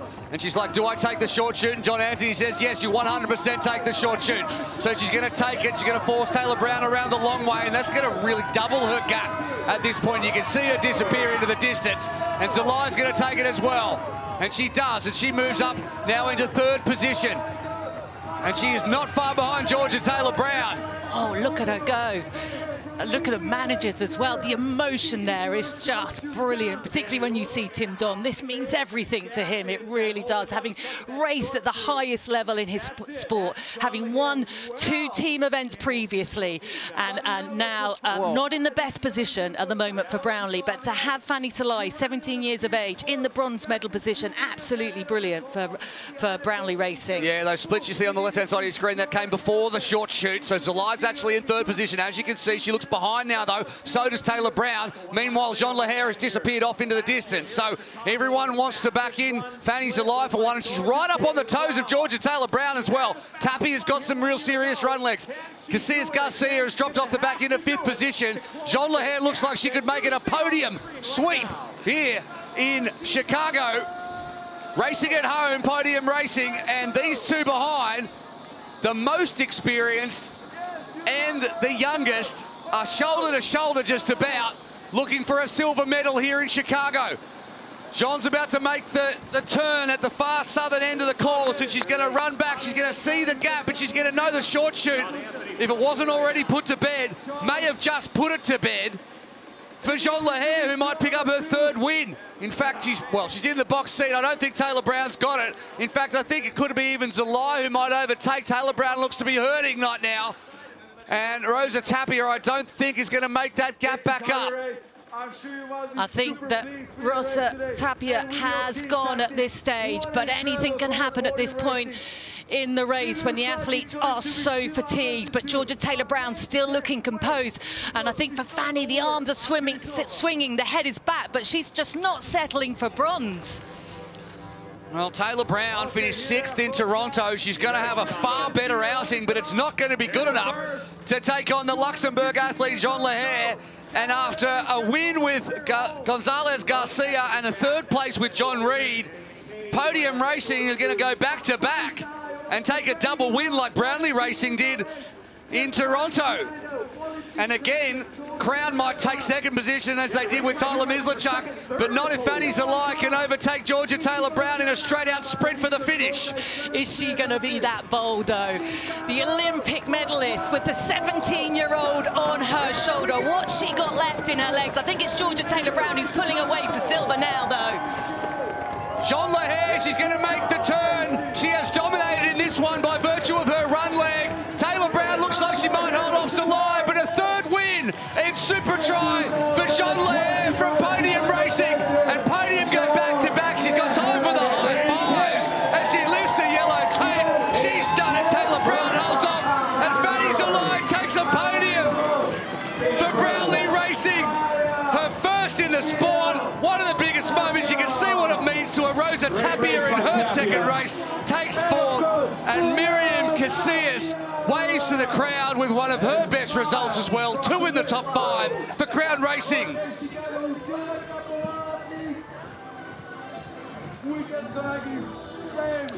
Mark Allen, 6-time Ironman World Champion, looking on there and watching the next generation doing their job. And they have done it to some acclaim, and Gonzalez Garcia is down there congratulating his teammate Jean Leher. And there is Fanny's dad, who has just ridden every single bump of her young career so far. He goes to every single race, and he is stoked, and why not? What a moment in the context of a young career. Well, I tell you what, Gina Serino has done an amazing job too to pick up really important points in 6th position, and that just might consolidate along with Desiree Wright in a 7th position, and Susanna Mihaliskova's 8th position will really do something for Podium's points. And you would think, based on that, 4 in the top 8, that in fact Crown has relinquished top spot. They went from 16 points up to 4 points up after the men's, and now with 4 in the top 8 for Podium, it's been a day out and a huge haul. They should be on top. Lots of smiles, especially amongst the teammates, and lots of people in the crowd happy for Fanny Zalai, the youngster, to do the job. And speaking of happy, well, Annie Emerson, who's written down GTB, Jean Leher and Fanny Zalai Podium. Dear, oh dear, you got it completely right. Oh, well. That's sometimes the way it goes. Congratulations to Annie, and congratulations to everybody out there who's braved the heat out here to put in such a hard shift. These female athletes, and in fact all 32 of them have done an incredibly strong job to be there. We're going to head down now to Adam Leach, who is on the black carpet, and with a very happy, I think in some ways at least, Tim Don. Thank you. Well, John, back-to-back wins, a double header, incredible stuff. Yeah, listen, there's some great racing today. First, I want to say Fanny Zalai, 17 years old, amazing athlete. Hats off to Tim, Brownlee Racing, and Fanny. I'm really proud of our team. We've spent a lot of time looking at our tactics, what went well in Toronto, what didn't, what happened last year in Chicago, and we came in here and we executed. Really proud. Thanks, John. And Tim, I've got to talk to you about Fanny. You've been such a big influence on her career as well. I can see the emotions here at the finish line. It's palpable. Yeah, there's a big difference between potential. We all knew Fanny had the potential to be a fantastic athlete. She's gone away, she's worked hard over the winter with her coaching team, and now it's the reality. To be chasing Georgia Taylor Brown, an Olympic gold, silver medalist, is just absolutely insane. I'm so happy for her, and I really believe this is just the start of Fanny's career. Well, thanks both. Congratulations for a great day. Yeah, thank you. Thanks. Well, how about that? Jean Leher, she just ran away in the first run, ran away in the second one, and then ran away in the final run to hold on from Georgia Taylor Brown. And what a moment for Jean Leher, for Fanny Zalai as well, who is as happy as anyone to be there. Gets the hug from the race winner as well, and the emotions just overcome. And we'll head down now to Jean. John, an incredible win. You must be absolutely delighted. Yeah, I was a bit disappointed after Toronto. The result was okay, but I feel so shitty. And last month in Foremer, I really started to feel good, and it didn't happen since April. So I knew I was coming here in shape. I just started to have back pain like 2 days ago, so I was like, ugh! But I took a paracetamol, I didn't feel anything, so I think in 1 hour I will be dead. And just in a couple of words, this podium team spirit, you've got 2 winners today. It's an incredible team. It's funny because yesterday I was saying to to everyone, like, I think we'll do 2 podium for the boys and 1 for the girl, and we did it, so it's good. Well, congratulations, John. Well done. Many congratulations. So we're going to bring in here Georgia. Supertri League. Hey, Georgia. How are you doing? Goodness me, you look hot. That was really hard. I'm too old for this stuff. Absolute nonsense. I mean, it was a great race. You gave us a great race out there. How can you talk us through it a little bit? Again, the first swim was terrible. I don't know what's happening. I'm not ready. And then the bike, I just had to work hard to get back on. My transitions are terrible, but that's like always. And yeah, the run, I actually felt okay on the run, and especially the final run. I sort of thought if I'm gonna be anywhere near the front, I'm gonna have to go the first lap and just try and hang on. So it's exactly what I did. Well, many congratulations, Georgia. Back up on the podium again. Well done. Yeah, thank you very much. And here's Fanny Salai. I mean, what an incredible performance, Fanny. Absolutely amazing. Can you tell me how you're feeling now? I can see the tears. I really can't believe that this is happening with me. I really didn't expect this. I was pretty shocked when I was across the finish line. So yeah, it's amazing. And can you tell us what this means for you in your career and in your journey? It means a lot to me because this will give me a little bit of confidence.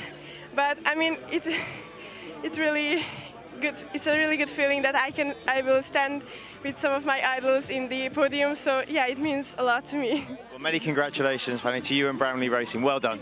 Thank you so much. What a great interview and what a great effort to be up there with 2 of the absolute doyens of racing. Here's how it played out, and she in fact picked up the maximum swim points as well to add to her team. She also picked up the short shoot by about a quarter of a wheel from Susanna Michalichkova, who then led out for a little while on the bike. It was a big group for quite a while until Jean Lahair started running, and she didn't need to look behind because she was well in front. Went into the water in front on the second swim, was caught up by Zelaya, who again had a fantastic swim, and then it really started to whittle down until it came to a group of 6, and then it stayed that way for quite a while. Desiree Reidner actually dropped off the back a little bit. When they swum again, it was Lahair who came out first, and her transitions were excellent all of the way through. Taylor Brown spent some time at the front.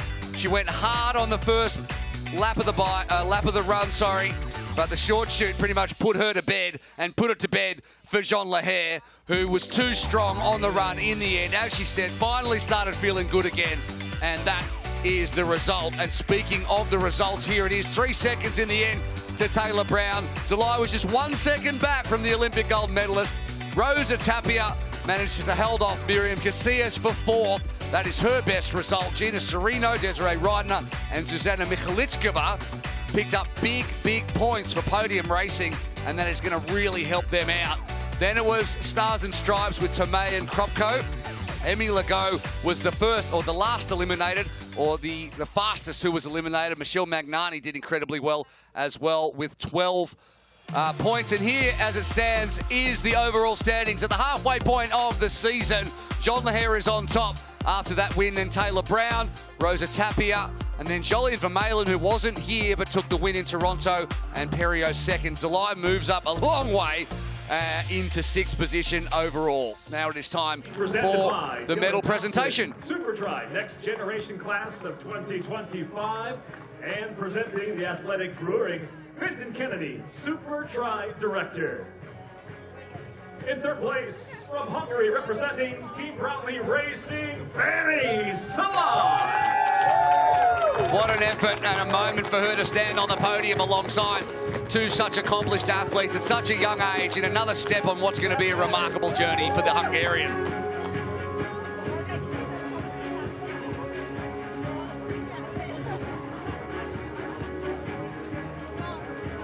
In second place, from Great Britain, representing Crown Racing, Georgia, Taylor Brown.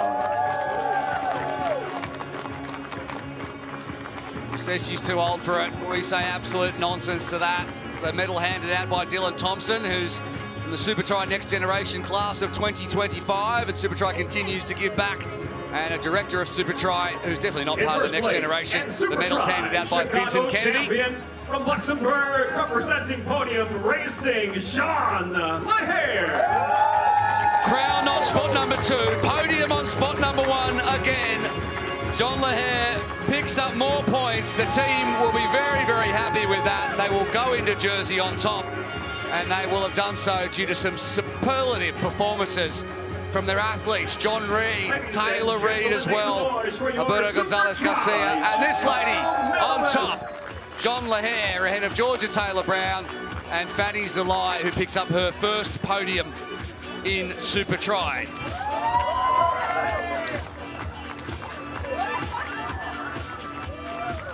The champagne spray cools them down. Well, it's not really champagne, it's the athletic brewing spray, in fact. Non-alcoholic, of course, with a 17-year-old out there, and have a look at that. We knew it would be up. Podium Racing, 174 points, an 8-point gap, a 24-point turnaround to Crown Racing. Brownlee Racing drops to 3rd, and Stars and Stripes Racing is still languishing there at the bottom, and that wraps us up from here in Chicago. What an incredible race it was. We'll see you in Jersey very, very soon on the 21st for more Supertri Racing.